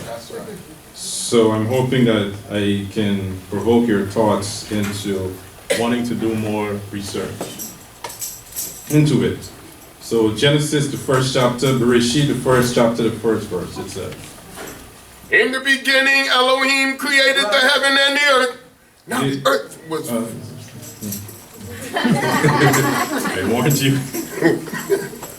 Anyway, in the beginning, in the Hebrew language, it says Beresheet, and not Beresheet, in a beginning, but not in the beginning, but in a beginning. And many times people can lose their minds with this first line, but we know that the Creator is the beginning of all things. Okay. So, from my understanding of the universe is that the universe is a result of the Creator's thought process. Not that that is all the Creator is thinking about, but that is part of just one of the things he was thinking about, the universe. Because we know in our own finite minds that we think of so many things during the day, you know, and you know, we could just focus on wanting, let's say, our jobs, and that manifests itself every day, or whatever it is. So to create in his thought process, he at that time was thinking about the universe. And in it, he said, he created the heavens and the earth. That first line is a totality of everything forever. Because in the beginning, Elohim created the heavens and the earth, and that lasted, it will last forever. But then, like if you look at African stories, sometimes they give you the conclusion and then they explain it as the story goes on. And that's the way Beresheet is. First chapter, creation. Second chapter, the actual making. Some people read it and say, oh, the Bible is this, that, and the other, a little bit confusion, but they do not understand the way the story is actually played out. So the Most High speaks about gas, he speaks about matter, he speaks about all of these things that make up the whole idea of creation. Now the earth was unformed and void, and darkness was upon the face of the deep, and the spirit of Elohim hovered over the face of the waters. Basically, there was chaos and confusion that existed. And the spirit of Yah, it says, hovered over the face of the deep. And then in the next line, you see the Most High is going to bring light. Not necessarily like the sun, like God, the sun was not created, but information that will bring back into the existence, even order, as against the chaos and confusion that existed, as I said, unformed and void. And Elohim said, let there be light. And there was light. And Elohim saw the light that it was good. And Elohim divided the light from the darkness. And Elohim called the light day, and the darkness he called night. And there was evening, and there was morning, one day. Now, there's a controversy out there. Now, when a person does not understand, as a trained teacher, we always say that, you know, there's no stupid question. Everybody has a right to ask a question. But I've seen some stupid questions. Now, when it comes to the idea of a day, it's the English language, okay? And in the English language, we know that a day is an expanse of time. In that expanse of time, you have light and you have darkness. Some people hear the word day, Shabbat day, and they think that is light. It's gotta be light. They don't understand the expanse of time of light and darkness making up that expanse, meaning within a day you have a period of light and a period of darkness. Don't let us be like that. The Most High said there was evening and there was morning, light and dark, and that made up what? One day. So let us understand that going forward as Israelites. It's not that a day, Shabbat day, is when the sun comes up. Right. Because you're going to be profaning the Shabbat. You ask a person, okay, so you keep Shabbat when the sun comes up. So if you go out the night and you become unclean, when are you going to become clean? I mean, how does that work? It's just simple questions you can ask. So that expanse of time, and at that time, there was not even any like sun or moon to define the time that we know. It brings me to the question of what is time? What is time? Is time like what do you find on your clock? Let us see the have Break here. it down, Moreh. Time is a measure in which events can be ordered from the past through the present into the future, and also the measure of durations of events and intervals between them. That is textbook stuff, you know, like, oh, that's what time. But for us as Israelites to understand the Most High, we know that time is a measure of the expanse of forever. We as human beings have to do this because we can't deal with eternity all at once. The Most High can. So for us to be able to deal with our present life, we only live in the now. I just said something that already is in the past. Look how quick that happened. And it's happening. And what I'm about to say now, future, you see, but I'm still here. So to understand all of this that's going on around us, we had to come up with time. So when it was evening, morning, first day, our understanding of this expanse in terms of monitoring via the sun and the moon, etc., the seasons, they were not into play. But the Most High, in his way of measuring, numbering infinitely, he said there was evening and there was morning one day. When we look at the whole idea of the universe is a very old thing. It's billions of years old. I do believe that. I do believe in the Big Bang Theory, but in the sense of that I know the Most High does not do anything and it sounds like fairy dust. You know fairy dust? That nice. That is not how the Most High does stuff. It is noisy, you know? It is explosions. This is, how old is it? It said the universe is 13.8 billion years. It could be older, it's just estimations. But here, when the Most High said, let there be light, there's a possibility that the planet, when it was formed, was like that. Gas and heat and nuclear reactions, all of this stuff. You could not live there. Right. So there was a cooling process that took billions of years. That is why when they go into, oh, they have civilizations, this, that, and the other. You don't have civilizations reaching all the way into the billions that they can say, oh, the king was this was the years he reigned. They can't do that. They're speculating. Because at that time, where the Most High is speaking of, nobody was on the planet. Life was not on the planet. The planet was now forming, and it was too hot in the condition no one could actually live there. It says, and Elohim said, let there be a firmament in the midst of the waters, and let it divide the waters from the waters. And Elohim made the firmament, and divided the waters which were under the firmament from the waters which were above the firmament. And it was so. And Elohim called the firmament heaven. And there was evening, and there was morning, a second day. So again, we see that a second day is being mentioned, but still, what we know as the expanse of timing or monitoring time has not come into play as yet. Now, when we speak about the Most High, because the whole idea of water is that in the creation, you will not see water created. water was here. It was not, you did not see in this creation process water being mentioned. So what the Mosai is saying is that now he's separating the waters from the earth, from the waters in the heavens. A few weeks ago, I think a question was asked about us going to space and all. We are in space. The earth is in space. I mean, I don't know. Once your foot is, we're in space. We're hurling through space at a speed of a couple thousand miles per hour. You understand? We are in space. So when the Mosai is saying now he's separating the waters from this earth and the waters in the upper heavens, he's speaking about the Rakhwi as it's mentioned in the Hebrew language. Okay? Now, so we have the earthly realm, the solid firmament, then we have, as they call it, the heavenly ocean. Now, in 2019, next year is 20, I think we are in 57, 79. We have people that have reverted to thinking that the planet is flat. If you study the Dark Ages in Europe, that was what they thought, that if you sail too far, you'd fall off. How can you come back to this? I mean, that is why today I'm trying to keep it simple so that we can get these simple facts. This is what the flat earthers, as they're called, believe.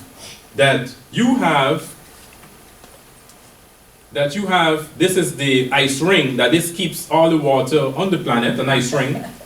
And this is the moon, and this is the sun. And they go around in a circle around here. Craziness. So you had a group of people that know the earth is a sphere, and they sent a boat out to the ocean with a flag, and on the flag had different lines. Because you know, if you go out to the sea, as you go down to the equator, you disappear because of the curvature of the earth. They stood there and watched this, and they still denied it. As Ushmartiyah was saying, you can't help them. They just want to believe that. So when it comes to the firmament, they believe that there's a dome over the earth on the flat surface, and the sun and moon and stars are stuck up here, and this here is the way it is. So how do they account for an eclipse? When you look up, even forget the eclipse, every phase of the moon you look up, and you see the moon has that curve, the dark part that the earth is blocking. It's not flat. If it was flat, you would have seen something like a cat's eye. Straight across.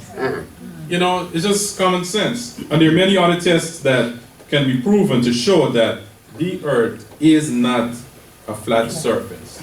You know, if a meteorite hit it, it would spin like a coin. I mean, come on. Just simple stuff.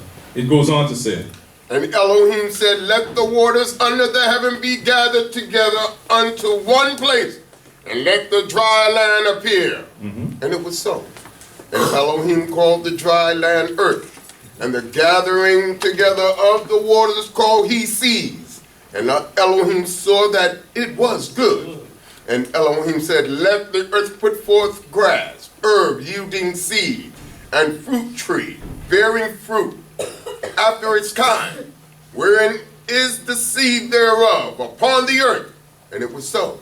And the earth brought forth grass, herb yielding seed after its kind, and tree bearing fruit, wherein is the seed thereof after its kind. And Elohim saw that it was good. And there was evening, and there was morning, a third day. So when we look at the earth at that time, there's a concept of Pangea, where the earth was one solid mass of land. That is before the flood, and in the days of Peleg, I think it was, when the earth was divided. Okay? So prior to that, this is a probability of how the planet looked. And as they have it there, you can actually piece the planet back together. Okay? If you look in the globe, and you can actually see like a jigsaw puzzle where it can, you know, become one again. Now, when you look at the forest, okay, just to throw some information, the forest communicates with, the trees communicate with each other with this network of roots, etc. Okay? How come all the trees knows it's autumn? You know what I mean? How do they know when it's winter to drop those leaves? How do they know when it's spring to bring the buds back? It's a communication process. They all feel the same energy. The animals, they all feel the same energy. You can look at ants. I mean, you see an ant, you want to kill it. But when you study the ant, as Shlomo said, and when they reach, what do? You see they bump each other. There are many reasons to do that. It could be like a fist bump, hit yourself. That's one of the things he said. It's like this communication. It's also identifying if you're from the same colony as me, to identify if you have any spare food. Yes. Exactly. They just bump each other like that because they're working all day. You got the juice? You know? You got a slice of bread? Whatever. And that's what they do. So as human beings, we know that we need to have the same process. So they communicate with each other through underground network known as World Wide Web. That was a joke. This system allows trees to loan sugar to neighboring trees, sending warning signals about injury or disease, and nurture their own offspring and donate reserves to conserve the forest. So this is how they function. Now when it speaks about the heavens and the heavens, we live precariously. You have all these spheres. We know there is the atmosphere, the stratosphere, all these spheres. And you see where the ozone is, and there's so many other levels above that you have to go. So all of these things is what the Most High is actually speaking about. So when we see Genesis, Beresheet, we just don't think of it like layman terms, but I'm trying to help us to understand that there's a lot of stuff that we take for granted that go on in our everyday existence. As we walk around this planet doing all this stuff, that is what is above us. The Most High is keeping certain things away from us with that rakuya, that firmament he spoke about. Continue. And Elohim said, let there be lights in the firmament of the heaven to divide the day from the night, and let them be for signs and for seasons and for days and years. And let them be for lights in the firmament of heaven to give light upon the earth. And it was so. And Elohim made the two great lights, the greater light to rule the day and the lesser light to rule the night, and the stars. And Elohim set them in the firmament of the heaven to give light upon the earth, and to rule over the day and over the night, and to divide the light from the darkness. And Elohim saw that it was good. And there was evening, and there was morning, a fourth day. So, one of the major controversies in the nation of Israel is the times and the seasons. We got Shabbat, most of us, we got Shabbat good. All right, it's good on the Shabbat. But when it comes to the holy days, that is when we have the issue of when it is. So we have the phases, evening, night, morning. And we know that the Most High said, he set these bodies in the heavens, the moon, the lesser light, and the sun, the greater light, for us to know what season it is. Now if you look at the sun here, the sun is a star. And we know that basically when you look up in the heavens in the night and you see all those bright lights, those are other stars. Meaning that around all of those bodies you're seeing, they're complete galaxies, they're complete galaxies. So all of those billions of stuff you've seen is galaxies, endless. And that is just the observable universe that we see in our solar system. Okay? Now, the moon is going around our planet. Not every planet has a moon. Okay? Some of them have more than one. Okay? So every time it's going around here, it creates a different phase. And from the phase of the moon, we know the days of the week. When a moon comes in, because most times people know that, okay, when a new moon comes in, it's a new month. But if you've been doing it, observing it for a period of time, you could actually know the day of the week from the phase of the moon. Okay? How many days old it is. We know that like 7 is half, 15 is full, and then it goes back to another quarter, you know, that's 7 to 1, and then it goes down to the last one. So that's how you observe it. But anyway, as the moon phases go around, we also know that they're phases of the sun. Okay? So we have here what they call a Jubilee calendar. This is another calendar they have. But basically I'm looking at it because here it shows you the planting cycle. And this is controlled by what? The sun. So as Israelites, we have the sun controlling the seasons and the moon controlling the months. So that is how, as Israelites, we function with that duality of a calendar. Many times people get confused with it, and they think that you can actually tell that every single day of the year falls at a particular time. The Most High does not function like that. Remember I said at the beginning, all of these stuff, the clocks and the watches and so on, is whose invention? Ours, so that we can deal with everlasting. The Most High don't care if you feel Yom Kippur should fall on that day. If Yom Kippur is falling today, that's when Yom Kippur is falling, according to the cycles that the Most High has laid out for us. So this year, autumn or fall, people said, oh, it's late.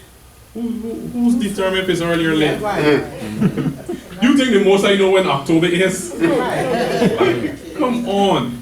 In his cycles, its leaves are going to change and fall whenever it comes into his cycles.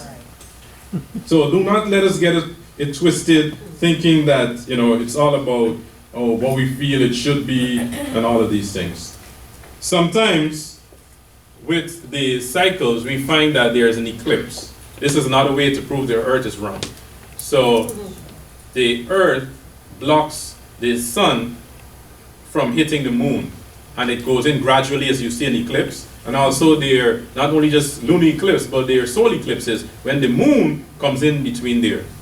Okay? So all of this is happening when the Most High speak about the greater lights and the lesser lights. All of these things are realities that are occurring. So right now we just came out of the autumn season, or the fall season of Shavuot, where Slika Sukkot, where it was actually the fruit harvest.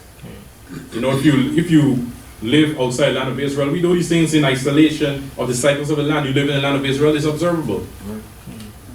Coinzado goes up every year, observe the barley. It's observable. Barley is here.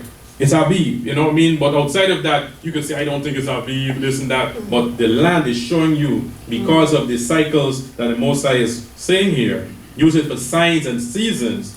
And a sign, just to mention, a sign is something you see. And I pray for the day that the leaders, because many times the people understand it, the leaders of the nation of Israel can sit in humility. And I'm not saying we have everything in order.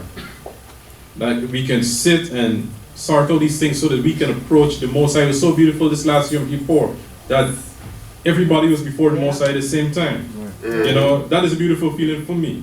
You know, so I pray today that the leadership can truly, you know, fix this situation in humility and move away from the Jews and their craziness. Did I say that? Okay, Tamshik. And Elohim said, let the waters swarm with swarms of living creatures, and let fire fly above the earth in the open firmament of heaven.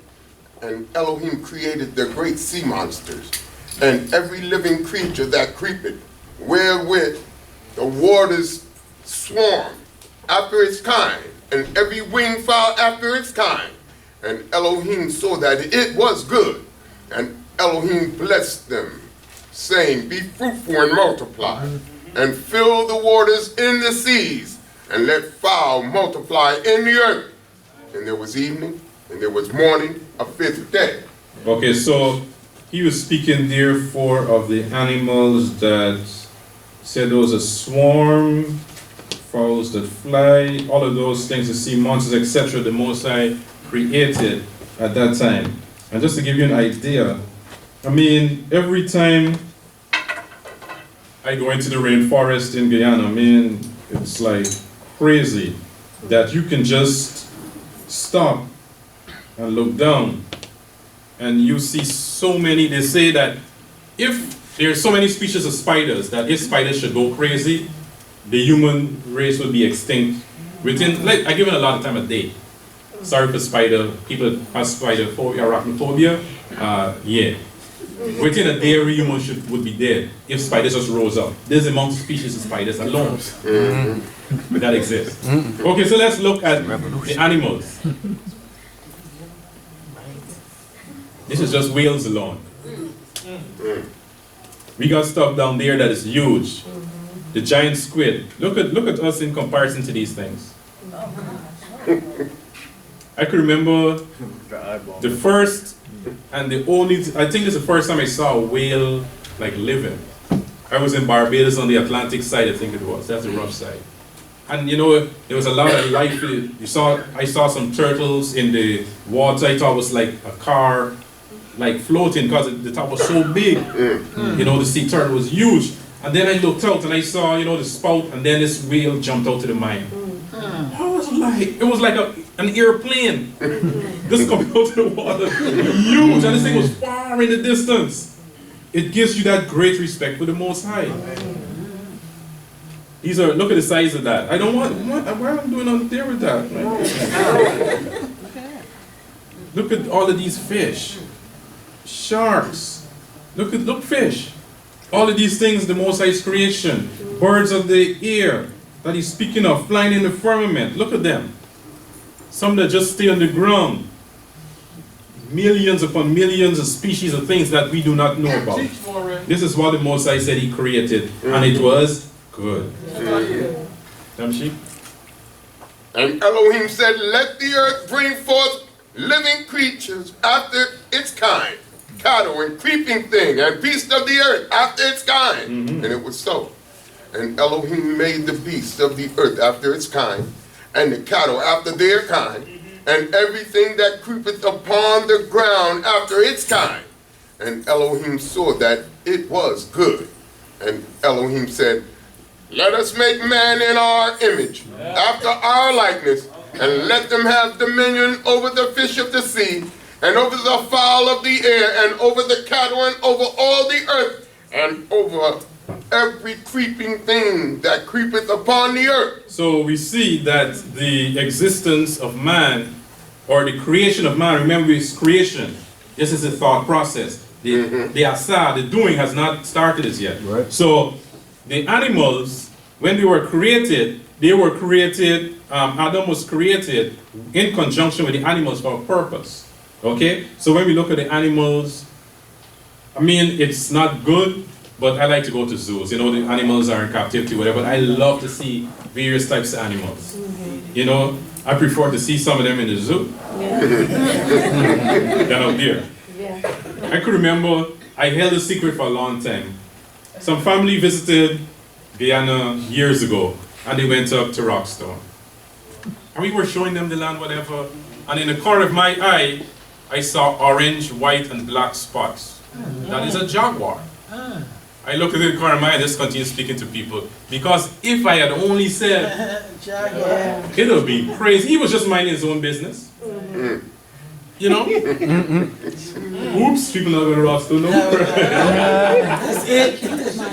I mean, one time, Moreh, Cohen, Eliel, and Ivy, and Zebulon, we stayed on an island in the Essequibo River like for 3 days. 3 days. When we landed on the island, we saw jaguar prints. Now, this is a little island. The jaguar was somewhere in that island. I mean, but there's so many animals out there. So, these are all animals, different species of monkeys. These are different species of cats. All that the Most High created. Then we have dark variations. Most of them, man, you know, came up with. We got different animals like the cows, etc. We got different African animals. We got different insects. Butterflies. Spiders. Wow. Beautiful. All of these things is from the hand of the Most High. Now, what I want to touch on, remember, the Most High said about Adam that he must take care of these animals. But then we have this situation, animals being extinct. Right. This is when Adam or Adam-like beings do, like when the European came to the Americas, the bison, you know, like when you see deer, you were seeing bison. And the report said they would just be passing in the trains or whatever, and just shoot bison for fun. The natives of the land, they ate these animals for necessity. If they needed meat, they would kill one, use the fur for the coats or whatever. And they were actually documenting their prayers that they said when they did this. Forgive me for having to kill you, I had to do this to eat whatever. It was a process, it wasn't just like you passing and want to see if you could shoot a bison. So today, the bison are like, you don't really see these, okay? Like a mammoth, you won't see no mammoth. The sloth, there's a sloth in Guyana that they found. This thing is like taller than this room.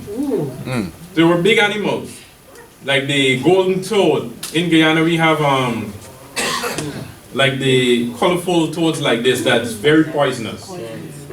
The indigenous people hold it with a leaf, because if that just seeps into your port, you're dead.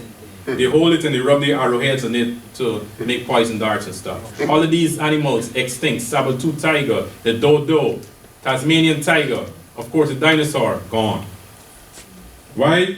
Because of this man here. Alright, let's just go, sorry. Tamshi?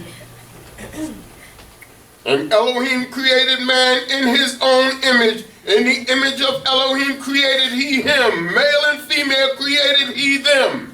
And Elohim blessed them. And Elohim said unto them, be fruitful and multiply, and replenish the earth, and subdue it, and have dominion over the fish of the sea. That is our purpose. And over the fowl of the air, and over every living thing that creepeth upon the earth. And Elohim said, behold, I have given you every herb yielding seed, which is upon the face of all the earth, and every tree, in which is the fruit of a tree yielding seed. To you it shall be for food. And to every beast of the earth, and to every fowl of the air, and to everything that creepeth upon the earth, wherein there is a living soul, I have given every green herb for food. And it was so. And Elohim saw everything that he had made, and behold, it was very good. And there was evening, and there was morning, the sixth day. Okay, so a lot was spoken of there. Let's look at the whole idea of Adam.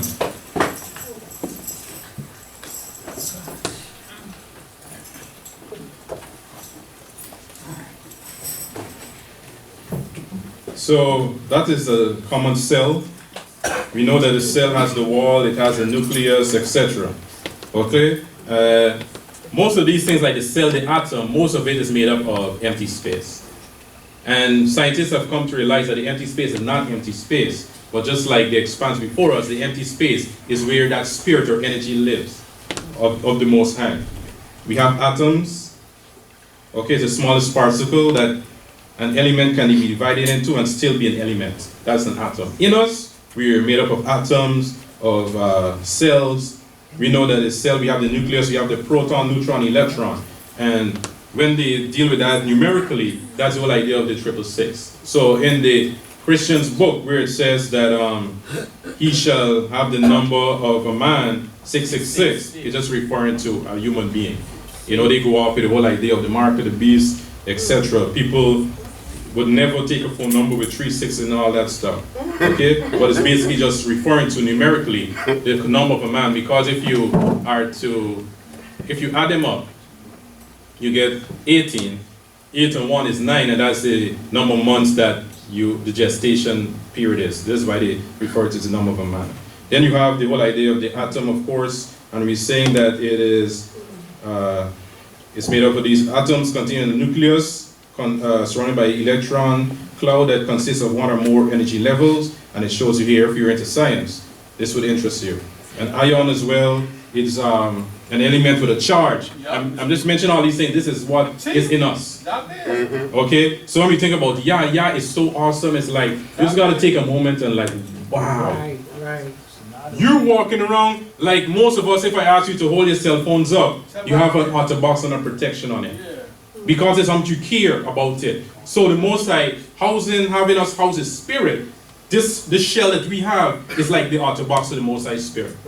And all of these things you're going to see mentioned have ways of communicating with this energy that Yah is. Because whatever you think Yah is, just unthinking. We cannot ever think what Yah is. Okay? So, all of this here, we look at Adam, or being male and female. Because Adam, up to today, Adam has the chromosome of both X and Y. You understand? But the woman, she only has one of those chromosomes. That's right. So when he said he created him male and female, he created them and called him Adam. That's right. Adam as a being, up to today, we have both male and female in us. It's a certain balance that has to be maintained. Some people lose the balance. Amen. So you see them walk in a funny way because they lose the balance, that's all. You know? So this is the origin of what the Most High is speaking of, being male and female created he them. Moving along quickly, now I'm just brushing over these points because I know we can have a question and answer period, and it's just for you to bring up questions. I'm not going to dwell too long. Then he says that he created a diet for Adam. That's right. This is a controversy in Israel. Many times I stand alone on this, and forever I'll fight. But the human body, okay, now the earth, this sphere was terraformed, you know, in science like, or in sci-fi movies like use the word terraform. This planet was terraformed for Adam, meaning that we are related to the earth. We are related via minerals. Okay? Yes, we're one and the same by minerals. Okay? So when you look at you go to the doctor, all of these things mentioned are found in the foods. So you don't have to go and gnaw on a brick to get iron, but you can eat certain foods to get iron. That is the synergy of the planet and the human being. I was looking at the news, I can't remember, I don't have the time, but I think it was probably set up somebody's system. And they were talking about the autumn season, you know, people go around the country, going at certain local points, and a man and his wife, and they were so in awe of it, and the words they were using, this is awesome, unbelievable. We, being the earth, we could just be driving and we see a mountain and it blows our minds. Just a rock rising up. But because we are one and the same, it has an impact on us. Now when you look at the diet of Adam, Adam was not made as yet. He was just thought of. So his body was going to be made to be the optimum performing using the vegetarian diet. That's what's written in the scriptures. I'm not saying that because I'm a vegan, and that my body is better than yours, but the fact that all right. Now this is some technology that is being used. It's called this Kirlian photography, where you can actually take pictures and you can see the energy of the things. So we got a slice of meat, you see how it is, low energy. Look at the apple, look at the sprout, look at cacao, look at the organic mushroom as against the conventional one, look at organic broccoli as against the conventional one. So you can see that the foods that you eat, it looks different, depends on how it's prepared. Okay, of course, you're not going to eat the raw meat, but the animals do this. So we see the cooked tomato or tomatoes, you say, and the raw one. Broccoli cooked and raw. So the foods, like what Adam was made to eat, we can see that the energy level is different. Growing up in the Caribbean, I mean, when you're young, you're idle, but I guess now I can see the benefit. I would sit in the mango tree, and I would hold the mango and suck it still attached to the stem. Why? I don't know I did that, but it was warm. You could feel the warmth of it. You understand? Some days we didn't eat lunch because we were just eating fruit all day. It wasn't in our own yard, but all day, just eating fruit, roaming and just picking fruit. So that diet, the Most High is showing you that it leads us to the optimum of creation. If I can find Adam, just to give you an idea of the molecular structure of Adam. Just bear with me. No. Okay, going back to the earth. Okay, the earth has a magnetic field, and this, I'm just throwing this information out so that later you can go and research. As well, the heart of the human being has a magnetic field that extends way out of who we are as a being. Okay? We know about the chakra points. The diet helps to higher or lower your chakra points. These are different minerals the body is consisted of. If you look at the human being as well, how we are made up, our structure, this is how we are like packed together. If you are au fait with construction, when you go on a construction site and you see all of these blueprints, this is like the blueprint. You have the blueprint for the plumber, the blueprint for the cable or the electricity, the blueprint for the sheetrock people, the foundation people. All of this comes together as one foundation. This is what the Most High has us as. So we got a skeletal system. This holds us as a being. That's why the Hebrew language, like for self, is coming from the word skeleton or bone, because this is your structure. Okay? Then in that we have, I think this is the nervous system. Yes, this is a nervous system where all of your electrons and all of these things run through. This is you as a person. This is electricity. And I think they're saying it's like six or something, couple thousand miles of veins you got running through the body. Can't remember the exact number. Also, you got the organs. They are so important because, like, we look at the whole idea of the brain, okay, or as the mind, as they call it. The brain is not the mind, but the brain is that hardware that links you to the software of the mind. I'm trying to use technology terms because you cannot identify where the mind is, but your brain can give you access to the mind as well as your heart. And then there are certain organs like the intestines. They're saying the intestine is the second brain. Like the book I read was, this is your brain and parasites, showing you how parasites can, those little microbiomes inside of your gut can actually control your behavior. That is why you go to the different countries, you go to the Middle East, most people want to blow themselves up. There's a diet that they eat. This is what the research says, seriously. That's why certain dictators come from certain countries. It's not them, but it's actually the parasites in their gut. It's serious. That's why growing up, it was important to purge, to kill those parasites. One of the dangerous ones is found in the house cat, that it can actually make you suicidal, etc. So you see all those people that go and shoot in places up, go and see the animals they have at home. It's serious. It's very serious. So we know we have the digestive system. All of these things make up the human being. So here you are walking around as a being that the Most High has created. And all of this makes us up. We take it for granted. That we have miles upon miles of vein in our body with this energy, the fluid called blood that carries what? Oxygen. That's the breath of life you're going to see the Most High is going to refer to. And we became a living soul. So that is the first chapter of the book of Genesis, where all of this was thought about, the blueprint of us as human beings of the planet that we live on. Hallelujah. Hallelujah. And the heavens and the earth were finished, and all the host of them.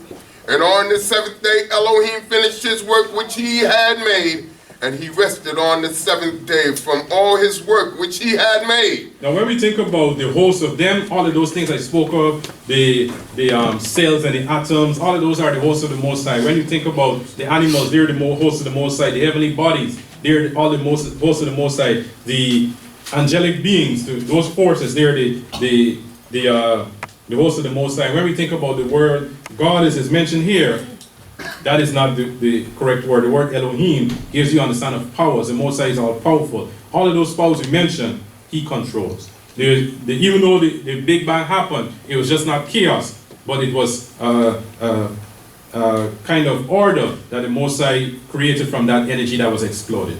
And Elohim blessed the seventh day and hallowed it, because that in it he rested from all his work which Elohim in creating had made. The Most High does not rest.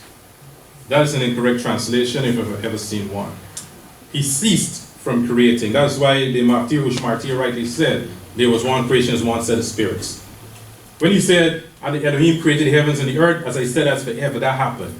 Even though it's the earth, the universe expanding, that is everlasting. That happened in his realm of existence. Forever already happened. So when he said he ceased from creating, that's the word he used. That's the word Shabbat. So in our earthly realm, we work for 6 days or do secular activities on 6 days, but on the 7th day, we cease. These are the generations of the heaven and of the earth when they were created, in the day that Yehovah Elohim made earth and heaven. No shrub of the field was yet in the earth, and no herb of the field had yet sprung up, for Yehovah Elohim had not caused it to rain upon the earth, and there was not a man to till the ground.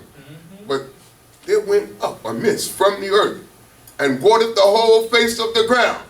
Then Yehovah Elohim formed man of the dust of the earth, and breathed into his nostrils the breath of life, and man became a living soul. So when we think of the idea of man being formed of the dust of the ground, we're thinking about the minerals. Because in us, every mineral that is found in the earth is in us. So that is the synergy of Adam and the Adamah, the earth that we came out of. We are the minerals of the earth. You go to the doctor, you may have illness, they may say you have anemia. Anemia, you need more iron. You may have a lack of magnesium. You have something that you need, some mineral that you need. So we know that we have to go to a certain food, and in the Caribbean, in Africa, here in the South, you have people that know the exact foods, the herbs that you need to build your body back up. So you're not going to see a regular person eating the actual mud, even though there are certain muds that you can eat. But most times they have a certain a tree that you can actually get this from. So this is who we are. And he said, man, he breathed the breath of life into our nostrils, meaning that the Most High put his spirit in us, that information. Because other than that, we were just like a still being. But that information enlivened us. I don't want to be morbid, but I do not know if you ever saw someone die or know someone alive and then see them dead. The person did change. That spirit of Yah makes you who you are. Yep. But when that spirit leaves them, they look totally different. Wow. That energy goes, they become stiff or whatever, it's a different person. So the Yah's energy in us, it makes us living and existent being, it says. And Yehovah Elohim planted a garden eastward in Eden, and there he put the man whom he had formed, and out of the ground made Yehovah Elohim to grow every tree that is pleasant to the sight and good for food. The tree of life also in the midst of the garden, and the tree of the knowledge of good and evil. And a river went out of Eden to water the garden, and from thence it was parted, and became 4 heads. The name of the first is Pishon. That is it which compasseth the whole land of Havilah, where there is gold, and the gold of that land is good. There is bdellium, and the onyx stone. And the name of the second river is the Gihon. The same is it that compasseth the whole land of Cush. And the name of the third river is Tigris. That is it which goeth toward the east of Ashur. And the fourth river is the Euphrates. So in today's modern areas, this is where we find these rivers. We see the Gihon, the Nile, we see the Pishon, the Euphrates, and the Tigris rivers. And this is the area that the Most High was speaking of. This is the area that most people will call the Fertile Crescent today. When you think of, he said the garden was planted eastward in Eden. So, what would be the whole land of Eden? Some people say the whole land of Eden is Africa, and today, if you go and look at some of the oldest fossils of a human being, or of a Homo sapien, or a Cro-Magnon man, whatever species it was, you can find it in the land of Africa. We've heard the name Lucy. They said that's the oldest woman found. They would say the Eve of the planet in their scientific terms. Also, we look at, there's one Boise, different names given to these fossils, but in the land of Africa. So, if this is, they say this is Eden, and the land of Israel is northeast Eden. Okay? And this is where the whole land of, that was mentioned here, with the rivers coming forth, this is where the location was. And Yahweh Elohim took the man and put him into the Garden of Eden to dress it and to keep it. So we were gardeners, ensuring that this earth that was terraformed for our purpose, it was kept in an area, in a way, Slika, that was habitable to our existence. And Yahweh Elohim commanded the man, saying, of every tree of the garden thou mayest freely eat, but of the tree of the knowledge of good and evil thou shalt not eat of it. For in the day that thou eatest thereof, thou shalt surely die. When we think about trees, we're thinking in the agrarian sense. Remember Adam and Eve to come. They were beings, even though they were physically adults, mentally they were not. They were immature. So they had to get the information from sources. Right. So the metaphor used here for the source of nutrients mentally was a tree. So here we see that every tree they could have eaten, but there was a certain tree that they could not eat from. And Yahweh Elohim said, it is not good that man should be alone. I will make him a helpmeet for him. And out of the ground Yahweh Elohim formed every beast of the field and every fowl of the air, and brought them unto the man to see what he would call them. And whatsoever the man would call every living creature, that was to be the name thereof. And the man gave names to all cattle, and to the fowl of the air, and to every beast of the field. But for Adam, there was not found a helpmeet for him. When you think of the names of these animals today, when we look at the scientific names, what is the source of the language of the scientific name? Latin and Greek. So it shows you that this was taken away from us. The authority of being Adam on the planet, it was given to another nation. So you look at let's say a spider. What's the scientific name for a spider? It would be Greek or Latin. So those are the people that came in and took, as you say, the spiritual dominance on the planet with their culture and renamed everything as against what Adam would have named them. So a cow probably would not be a cow as it's supposed to be. You understand? A fish would not be a fish. So the names today show you the culture. That's what cultures do. They come and they dominate you totally with the language, everything. And Yahweh Elohim caused a deep sleep to fall upon the man, and he slept. And he took one of his ribs and closed up the place with flesh instead thereof. And the rib which Yahweh Elohim had taken from the man made he a woman, and brought her unto the man. And the man said, this is now bone of my bones and flesh of my flesh. She shall be called woman, because she was taken out of man. Therefore shall a man leave his father and his mother, and shall cleave unto his wife, and they shall be one flesh. So the man was lessened because the woman left him his physical makeup. So therefore you find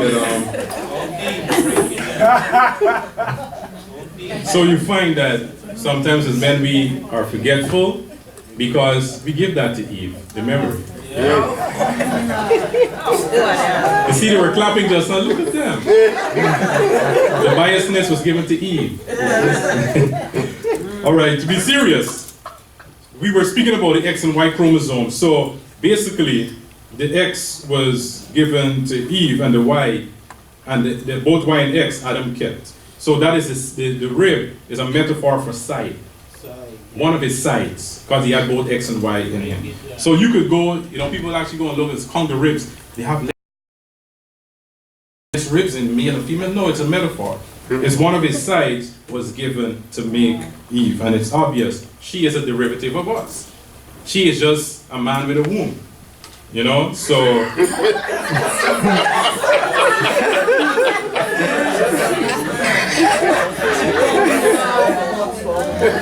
She's a woman. Am I going too much for you? What? Break it down more. All right. So, and it says in the 25th verse.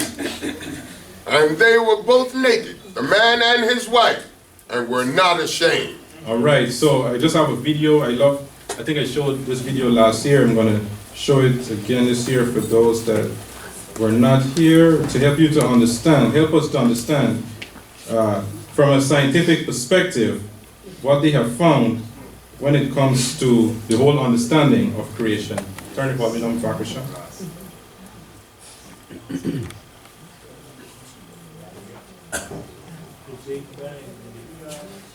About now. So here's what that meant for me.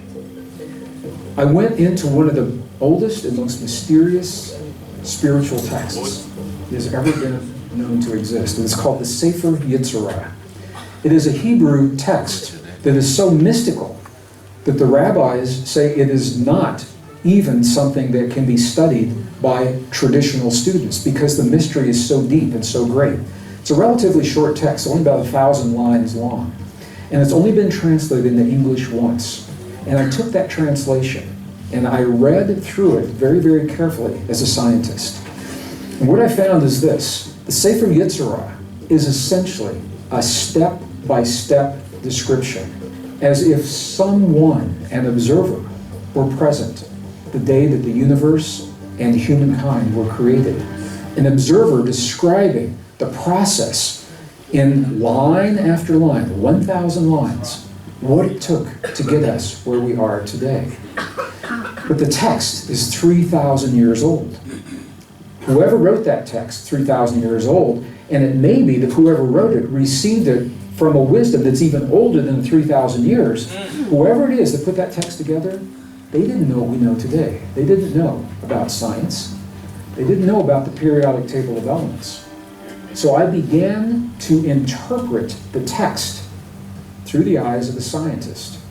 And when the text began talking about the elements of the earth and of the wind and of the sun, I asked myself, if I were writing this text today, are those the words that I would use?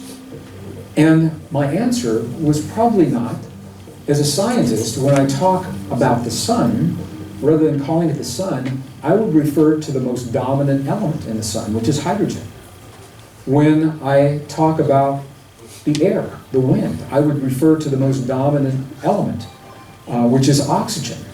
And I began to look at these overlaps.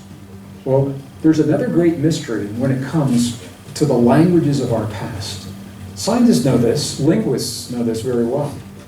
Every language, every single alphabet that has ever been known to exist, bar none, cuneiform, Arabic, Hebrew, Sanskrit, every Greek, every alphabet that's ever been created has always had a mysterious number linked to the letter that it represents.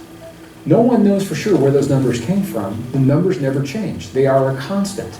So the numbers that are linked to the letters of ancient alphabets, they allow us to think of those alphabets mathematically. So here's what I did as a scientist. I compared the ancient text, 3,000 years old, and the elements that it describes that make us with the elements of the periodic table. The ancient elements of hydrogen, nitrogen, oxygen, and carbon, we find in the periodic table as the letters, and they have numbers associated with them. And the numbers that I linked from those ancient alphabets, as I looked at the atomic mass and the atomic weight of our elements, lo and behold, they are the same. They overlap. The atomic mass of hydrogen links precisely with very specific letters in ancient Hebrew, Arabic, and Sanskrit. The atomic mass for oxygen links precisely with letters in those ancient alphabets. So here's what I did. I replaced the letters in the ancient text with the elements of the periodic table. And when I did that and applied it to DNA, because DNA is made of hydrogen, nitrogen, oxygen, and carbon in different combinations.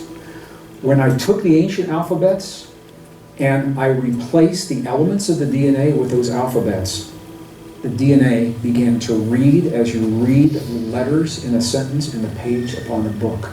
Our DNA holds a message that can only be read by crossing the traditional boundaries of science and spirituality. And it helps us one more piece with this clue of our origin. Because the very first sentence, the very first line of every strand of every human DNA says exactly the same thing. And here's what it says. When we replace those letters with a periodic table and we begin reading the text, the very first sentence in every strand of DNA literally says the words, God eternal within the body. God eternal within the body. It doesn't say who God is, how that got there, or why it's there. I'm just... Powerful. So, scientists, at least certain unconventional scientists, they're going into deeper understanding to see exactly who our Maker is. And it's cannot be refuted that Elohim is the one, as it said, God eternal in the body, Elohim eternal in the body. We house that spirit, that energy of the Most High, each and every one of us. So in this Genesis, as Ushmartiyah said, let us focus on that, of how we can manifest the spirit every day. Amen. Amshi? Now the serpent was more subtle than any beast of the field which Jehovah Elohim had made. And he said unto the woman, Yea, hath Elohim said, Ye shall not eat of any tree of the garden? When you read a story or a book, you have to know how to deal with the information. We did not see anything of this being mentioned before, but he was introduced on a certain level. He was subtle. He was wiser, more cunning than any beast of the field. He was likened or categorized as what? A beast. So he was not man. In the creation, that same scientist, they were able to go into the DNA, and there was a direct splicing, you could say, of the chromosomes to show exactly when Adam came in to the lineage of upright beings on this planet. So before, you could probably have Neanderthals, etc., because in DNA you got human DNA, and you got people with Neanderthal DNA. That's right. Teach. Science proves that. That's right. So here we see this being knowing that man, because if you go into other readings, you're going to see there were wars in heaven, these beings were cast down, as it's going to show later, that this being realized that this being is, Adam is being made on the planet, I got to get into this lineage, and the only way to get into this lineage is through the being that reproduces. Who's Eve? Many times people teach this thing as though Eve is such a bad person, and women is this, that, and the other. No. Satan chose her because she's the one that brings forth seed. That is it. So he saw this, he being more subtle, and he approaches her. And the woman said unto the serpent, Of the fruit of the trees of the garden we may eat, but of the fruit of the tree which is in the midst of the garden, Elohim hath said, Ye shall not eat of it, neither shall ye touch it, lest ye die. Most I didn't say that. He said never touching it. I think the serpent was trying to do, you know, like, don't touch me. That kind of thing. You got to read between the lines. Because here it was, he's approaching her. I don't think this is a 5-minute conversation. That's right. Kawa was not easy. This probably took weeks, days, months, whoever knows. But here he was breaking her down because his aim is to get his lineage in the earth through Eve. And the serpent said unto the woman, Ye shall not surely die. And that is what people come to do when an authoritative figure gives you information. They make you question it. For Elohim. Did he really say that? What did he tell you?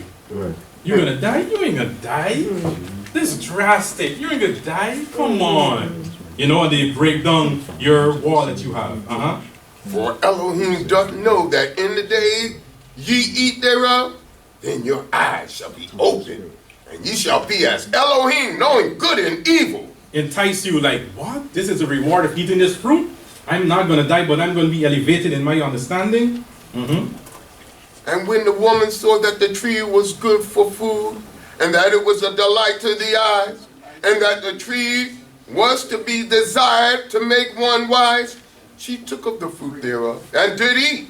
And she gave also unto her husband with her, and he did eat, Yep. Break that down. So the being, he was able to have a relationship with Hawa. And this was new information. So what did she do? She took it to her husband. And you know, men, he's not going to stand strong. No, Yah said this, that, and the other. He ate. That's right. It says, and the eyes of them both were opened, and they knew that they were naked. And they sewed fig leaves together and made themselves girdles. Which fruit, when you eat it, you realize you're naked? Right. Right. Right. Which fruit? Absolutely. If you ate something that was not supposed to be eaten, what would you do? Cover your mouth, right? You cover your mouth, try to wash your mouth off. But automatically, we had a demon in the room. How would I put this over? Your first exposure to copulation, you know how your copulation area felt. So that is what they felt. They were ashamed. Like, this feels funny. And they cover themselves. Guilt. That is it, the guilt. Because you know you're not, it feels good at the time, but when you finish, it's like, I should not have done this. That was their situation. And they heard the voice of Jehovah Elohim walking in the garden toward the cool of the day. And the man and his wife hid themselves from the presence of Jehovah Elohim amongst the trees of the garden. When you're innocent, you have no worries with authority.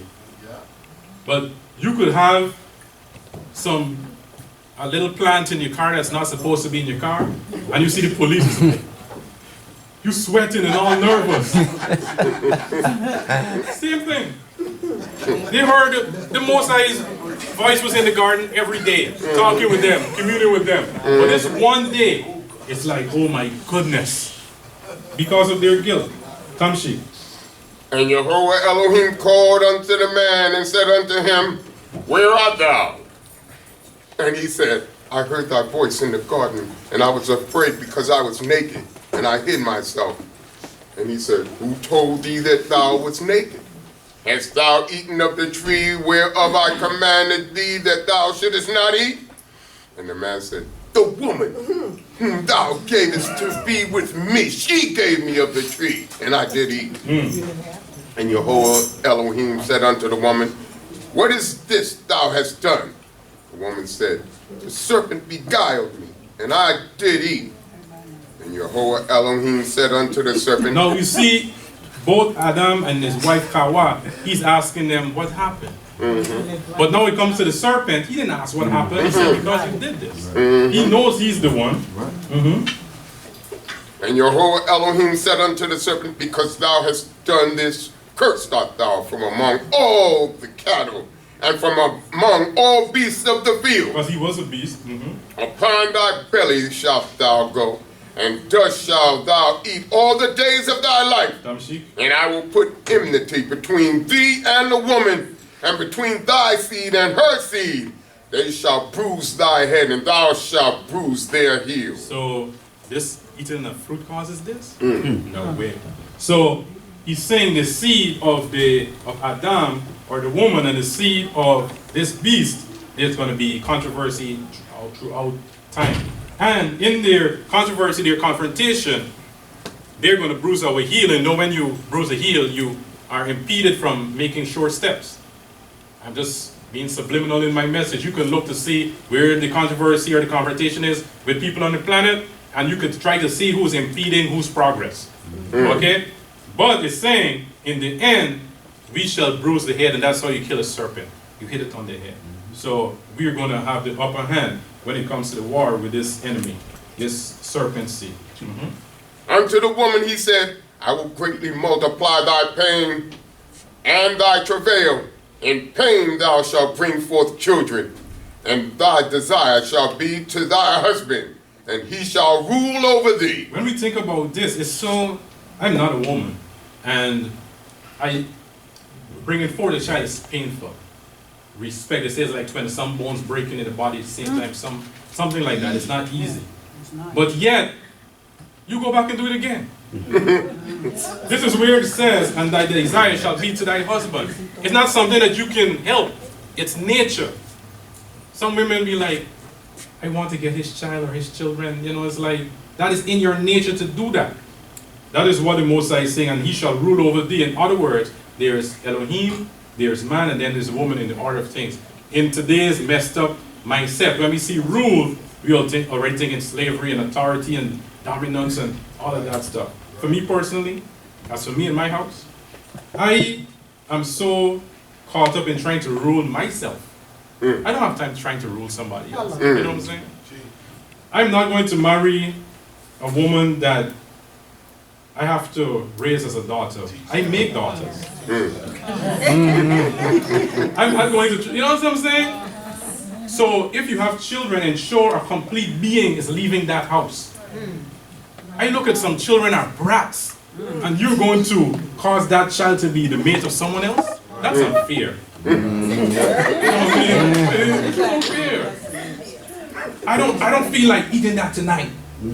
Some men are like that. I don't want it. You just were in this kitchen for hours singing music so you can enjoy the special food, and like, that's where you cook? Crush your whole world. So let us get proper children out to the house to marry, please. Tamshi. And unto Adam he said, because thou hast hearkened unto the voice of thy wife, and hast eaten of the tree of which I commanded thee, saying, thou shalt not eat of it. That's what I was saying. We should not listen to our wives. He said, because you hearken. So we should not listen to our wives.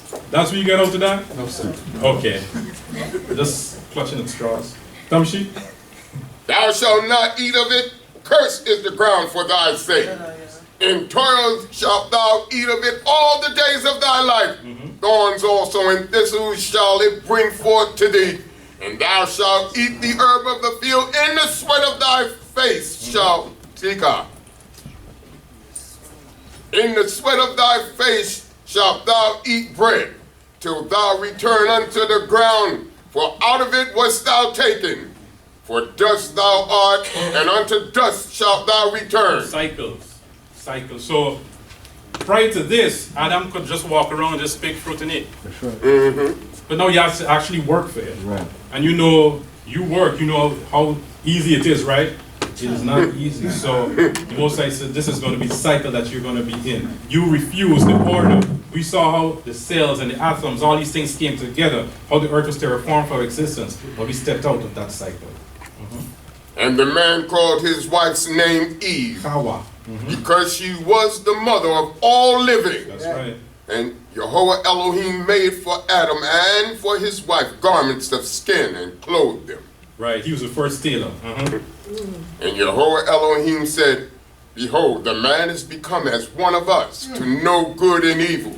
And now, lest he put forth his hand and take also of the tree of life and eat and live forever. I think this is the second time us was mentioned, and I probably skipped over the last time. But as we said, there were the elements that came together to make Adam. Also, there was the whole idea of the angels and all these other forces that came together in this process to assist in the creation. That's what the Most High is speaking of. Not JC, as I said, was in the creation. But actually just that the Elohim, the forces that he used for the creation. Therefore Jehovah Elohim sent him forth from the Garden of Eden to till the ground from whence he was taken. So he drove out the man, and he placed at the east of the Garden of Eden the cherubim, and the flaming sword which turned every way to keep the way to the tree of life. Hallelujah. So that was the fate of man. Let's welcome Akh Natanyahu as he continues. Hallelujah.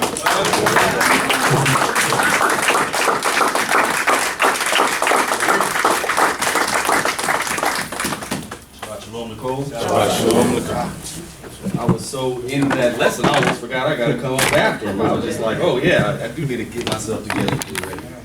So where Moreh left off in the story dealing with Adam and dealing with the making of Cain and Hevel, which is what we will be going into at this moment, we see that the Nakash was the one that put that ill thought really in the mind of Hawa. So what this really shows is that when parents are preparing to have a child, when two people are coming together and forming a union, you want to make sure that you all have the same vision in mind. That's right. You know, I see it sometimes where you have couples where one person might be a Christian, the other person might be a Muslim. Are they going to be at Jumba or are they going to be at Christmas service? You know, like, so those kind of problems that they have to think about when you're coming together with another individual. You know, otherwise it's going to come down to how you're raising them, what morals, what ethics are you making important in their lives. So that's something you have to think about. So let's jump into the first few verses. And the man knew Eve his wife, and she conceived and bore Cain, and said, I have gotten a man with the help of Yah. And again she bore his brother Abel.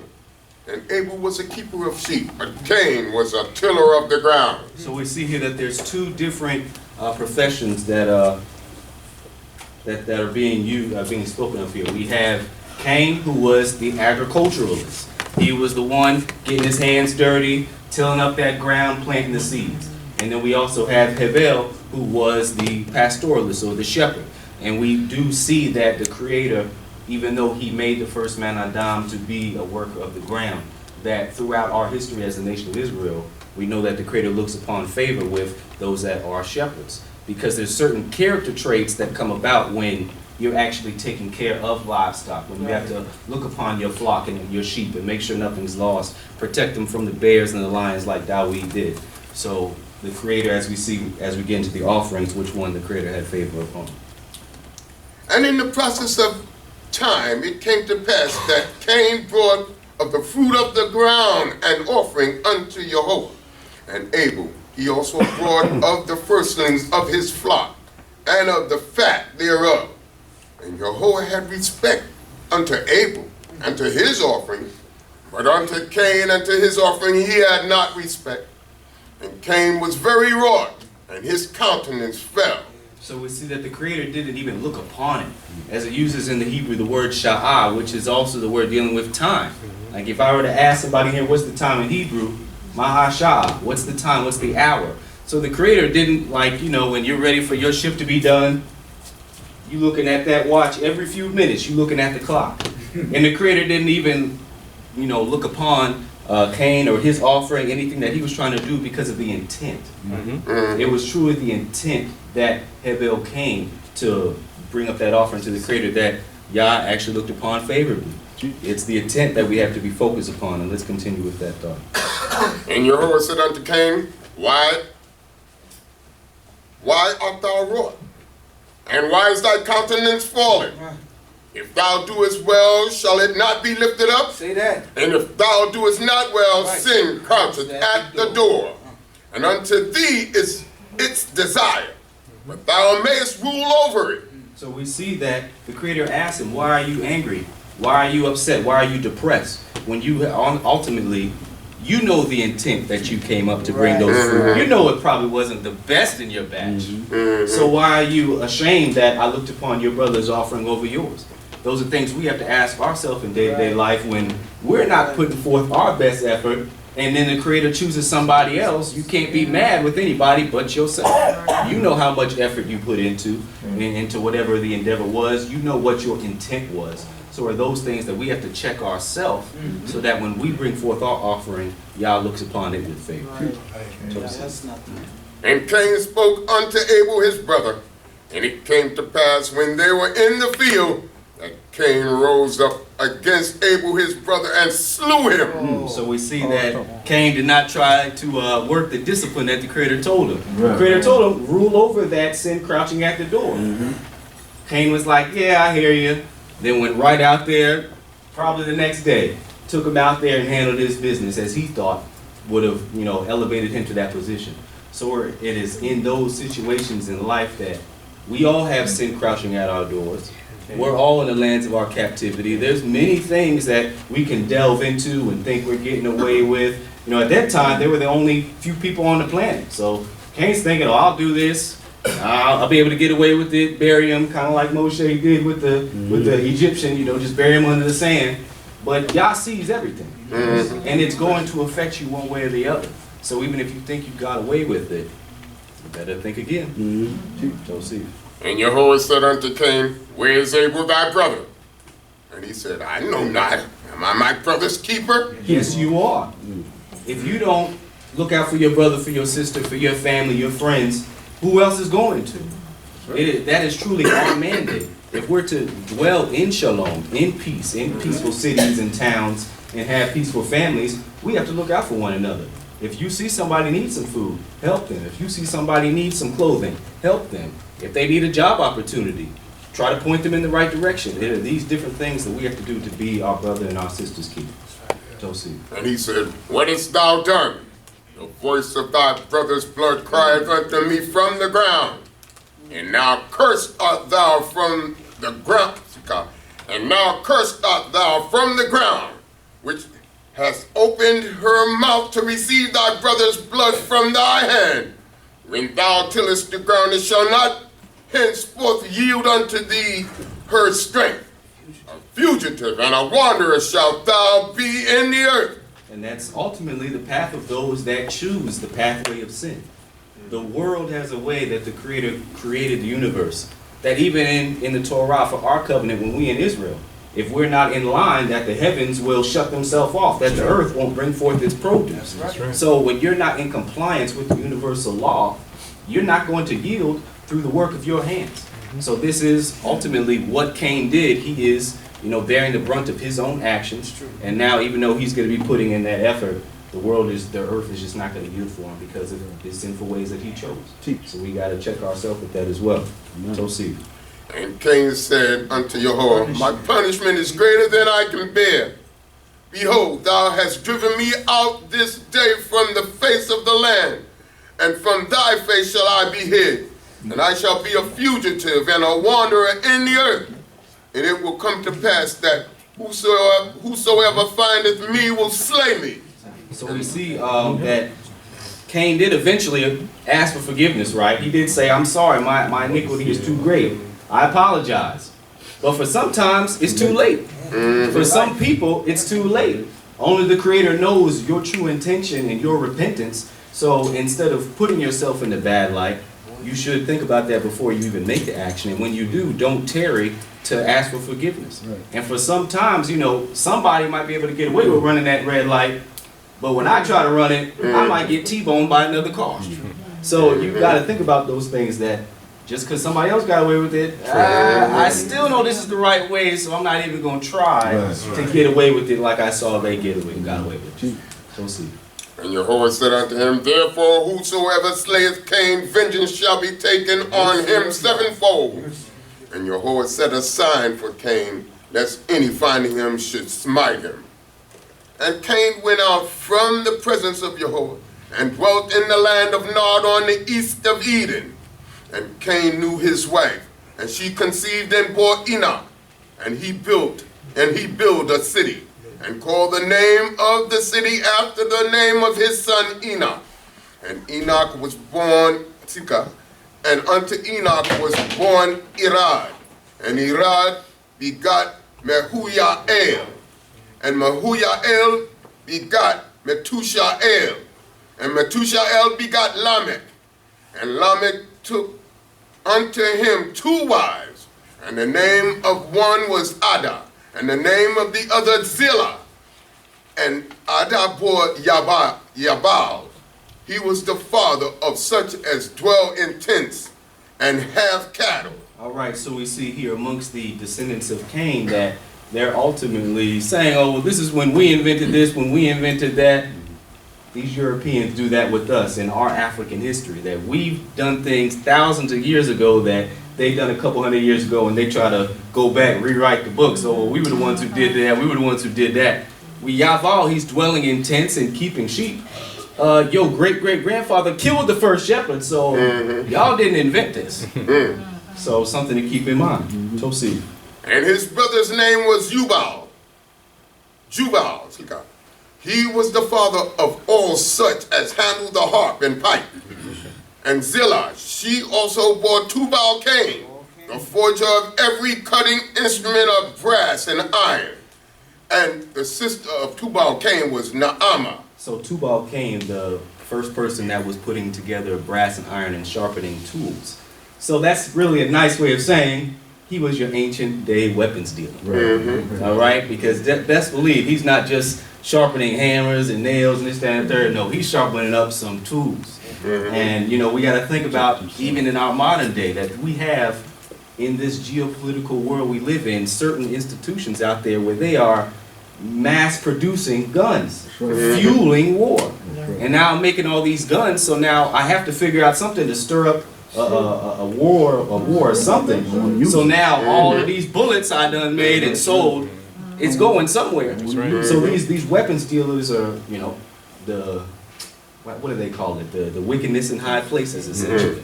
Those are things that we're going to have to think about taking down, because when we get back to the land of Israel, we are going to be beating all those swords into plowshares.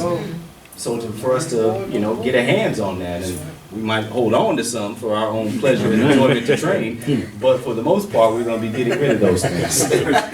Yes, I had to look at Moreh when I said that. Tosi. And Lamech said unto his wives, Ada and Zillah, hear my voice, ye wives of Lamech, hearken unto my speech. For I have slain a man for wounding me, and a young man for bruising me. If Cain shall be avenged sevenfold, truly Lamech 70 and sevenfold. So we see that the apple does not fall far from its tree. Once again, with Tubal-Cain going in the same pathway as his father Cain, that, you know, they just got a mafia of murderers, essentially. And that was their family business, you know, was murdering, wrong, corruption, as there are some people on the planet that we know that's their family business. That's what they've been mass producing and exporting for hundreds of years at this point. Tosi. And Adam knew his wife again, and she bore a son and called his name Seth. For Elohim hath appointed me another seed instead of Abel. So Cain slew him. So we see here that Sheth was the one that was put in place for Hebel. The name Hebel means breath or vanity, a short moment in a sense. And that is what his life was. So as opposed to Sheth, who was now being put in place to stand in and continue to keep the ways of Elohim going. And to Seth, to him also there was born a son, and he called his name Enosh. Then began men to call upon the name of Jehovah. So we see here the contrast of the crime family, the family of sin, and then the family standing on righteousness. And that if we want to truly instill that going forward into our children, that we have to be able to set up those right morals, those right customs, and handing it down as it went from Sheth to Enosh and into the latter generations. This is the book of the generations of Adam. In the day that Elohim created man, in the likeness of Elohim made he him. Male and female created he them. And blessed them and called their name Adam. In the day when they were created. All right, I want to spend just a little bit of time on this. This concept to me is an idea that I read, a book that was very good, written by an Israelite sister in the community. She goes by Dr. Gina Murray. The name of her book is The Them and Him. And essentially, as this is portrayed in the Hebrew, the concept that it is showing is that, as Moreh correctly displayed, was that both of those energies are within the Adamic model.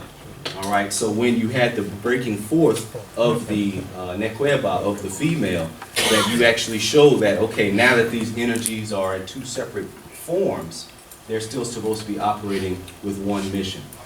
When they were within one body as Elohim, the image of Elohim, you had both the X and the Y, the masculine and feminine principles operating within one body. So now, just because we're in two separate bodies doesn't mean that it's different now.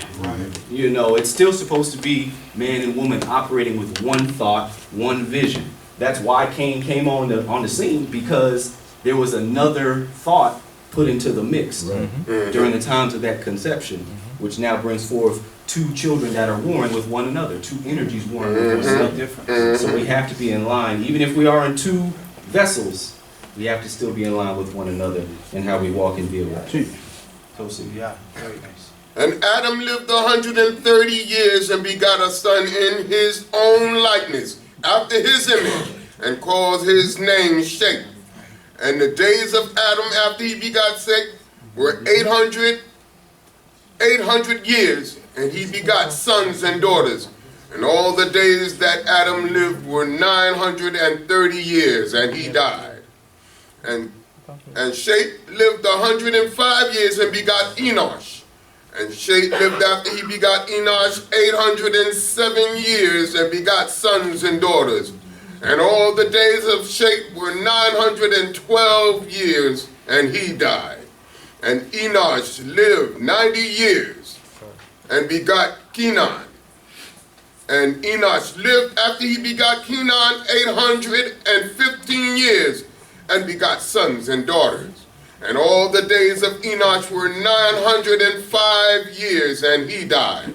And Kenan lived 70 years and begot Mahalalel.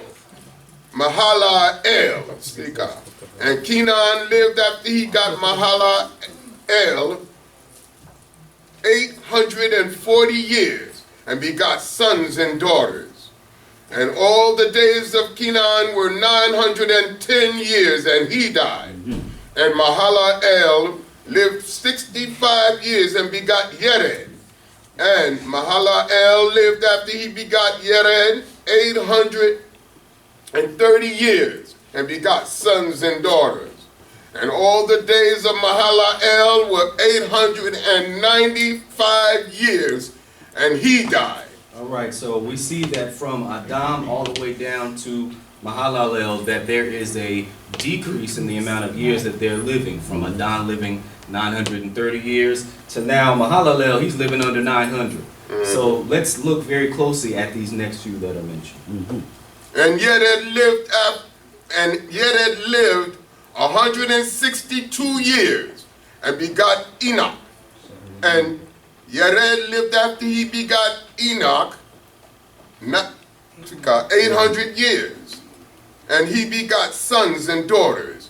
And all the days of Yered were 962 years, and he died. All right, so he set the record at this current moment for the longest living person, Yered, with 962 years, and he brought forth Chanos. So see? And Enoch lived 65 years and begot Methuselah. And Enoch walked with Elohim.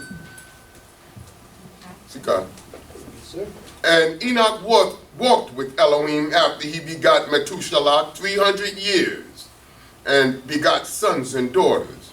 And all the days of Enoch were 365 years. And Enoch walked with Elohim, and he was not, for Elohim took him. So Enoch was really our pre-flood Eliyahu. Right? We know that Eliyahu was taken up into the heavens by the whirling wind of fire. We have Hanok here, Enoch, who is essentially our pre-flood Eliyahu. And if we see that through the length of how long his father lived, Yered, 962 years. And then we're going to see how long his child lived, 969 years, being the longest, that those three, by then, they figured something out. Where, and Hanok being taken up because his relationship with the Creator is that close. In the Hebrew, it uses yitalek, that he walked about. But he wasn't walking in circles. You know, in this walking about, he's walking through himself. That deep meditation that had to be a part of his practice every single day, every waking moment. And to the point where there was no separation between Elohim and himself, just like with Eliyahu. There was no separation. All right, I'm calling you back home. So that's essentially what happened with Hanok as our pre-flood Eliyahu. Joseph. And Methuselah lived 187 years and begot Lamech. And Methuselah lived after he begot Lamech 782 years and begot sons and daughters. And all the days of Methuselah were 969 years. So the longest and he died. The longest living person whose father was the spiritual man of Enoch as he was. Also quite interesting to me was the name Methuselah, meaning man of the dart or man of the projectile. So he probably also lived that long because nobody could get close to him. He was probably nice with the throwing knives and the bow and the arrow. So he had many ways to make sure that his years were prolonged. And Lamech lived 182 years and begot a son. And he called his name Noach, saying, this same shall comfort us in our work and in the toil of our hand, which cometh from the ground, which Jehovah hath cursed. So we see here that when Noach is brought on the scene, that that Lamech, that at that time they stated the retelling of the curse of Adam. And one of the key words used was itzabon, regarding to the toil of the hands that the land was initially cursed for because of what happened with Adam and Hawa. And in that situation in Genesis 3, it says, ve'itzabon, so in the toil of your hands that you shall bring forth a yield. But now here with the birth of Noach, we see it saying, me'itzabon. From that toil, Noach is essentially being brought on the scene to deliver us from that toil. So Noach being the culmination of the ending of that curse. And Lamech lived after he begot Noach 595 years, and he begot sons and daughters. And all the days of Lamech were 777 years, and he died. And Noach was 500 years old, and Noach begot Shem, Ham, and Japheth. All right, so we even see here that in a poetic usage that it's saying Shem, Ham, and Japheth. As it says in the Hebrew, et Shem, et Ham, wa et Japheth. So, and Japheth, showing that there was a separation. When we look at how, the generations come after the flood, who primarily lived around who? Shem is primarily living around Ham. And Japheth, they go off and, because they enjoy the cold, so they go off into their own direction. And even in our current time, who would we rather live around now? I would much rather feel more comfortable in Africa and South America and Far East Asia than I would somewhere in Berlin or something along those lines. It's just, as nature, we're naturally a tribal people, so it's not like there's anything wrong with it, but it's just understanding how we move as human beings on this earth. Tosi, what's going on? And it came to pass when men began to multiply on the face of the earth, that the sons of Elohim saw the daughters of men, that they were fair, and they took them wives, whomsoever they chose. And Jehovah said, my spirit shall not abide in man forever, for that he also is flesh. Therefore shall his days be 120 years. All right, so we see here that it says the children of Elohim came down into the daughters of men. There's two different ways that I've heard this explained.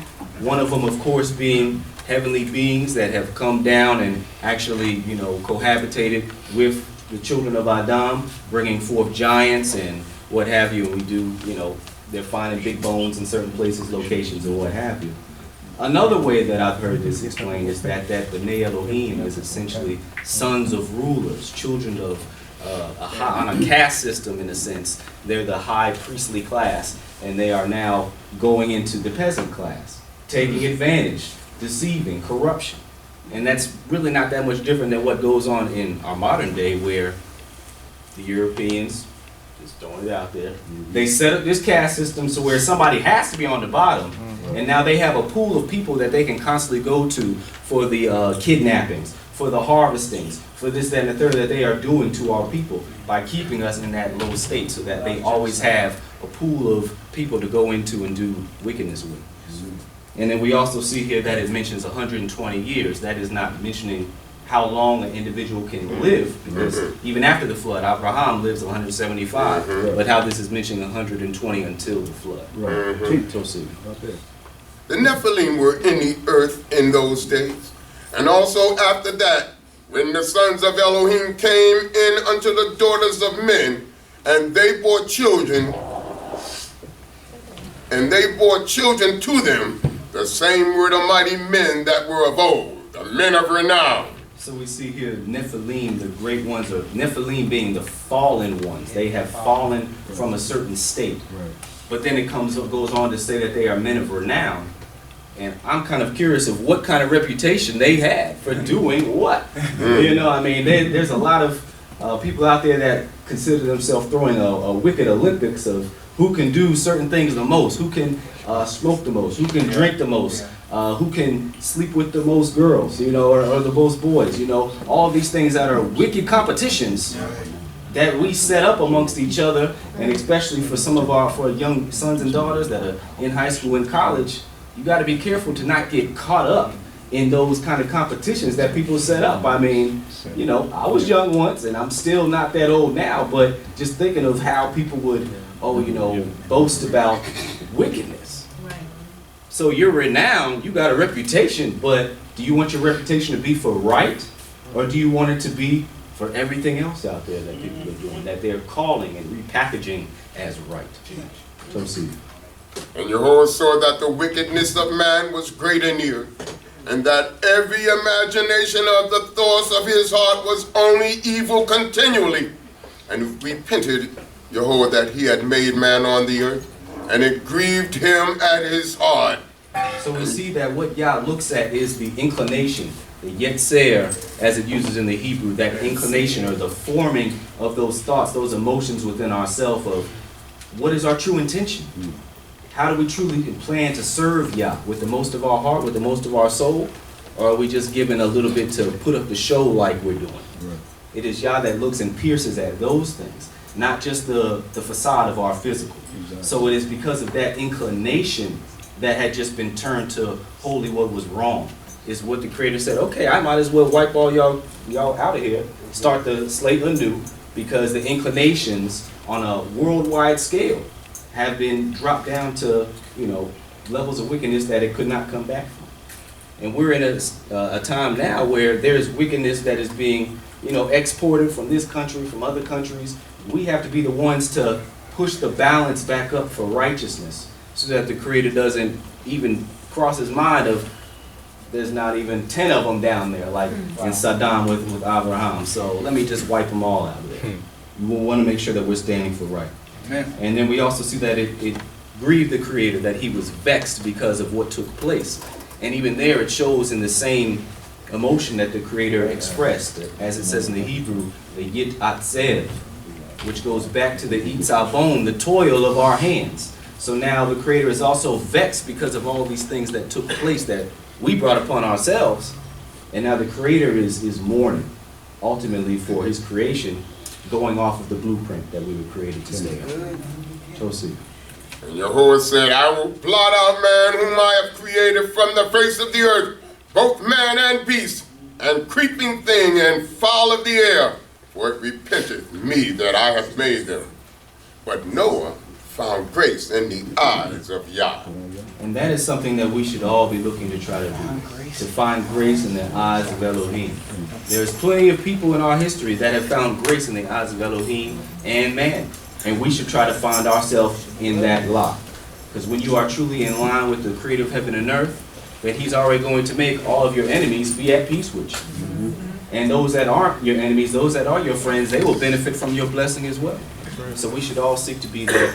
Seek that grace in the eyes of the Creator, seek that grace in the eyes of one another by doing what is right at all times. Hallelujah.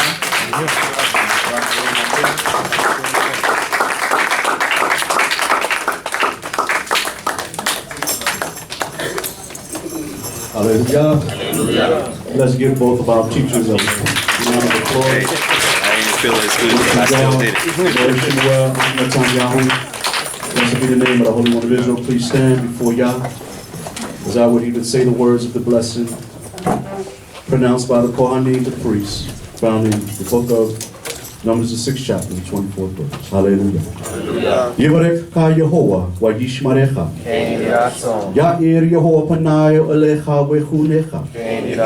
Yisa Yehovah panayo elecha v'yasim lecha shalom. Yehovah bless thee and keep thee. Yehovah cause his face to shine upon thee and be gracious unto thee. Yehovah lift up his countenance upon thee and may he give thee peace. Hallelujah. Hallelujah. Yahachai. Selah. Shabbat shalom aleichem. We will resume at 4:30 this afternoon. So God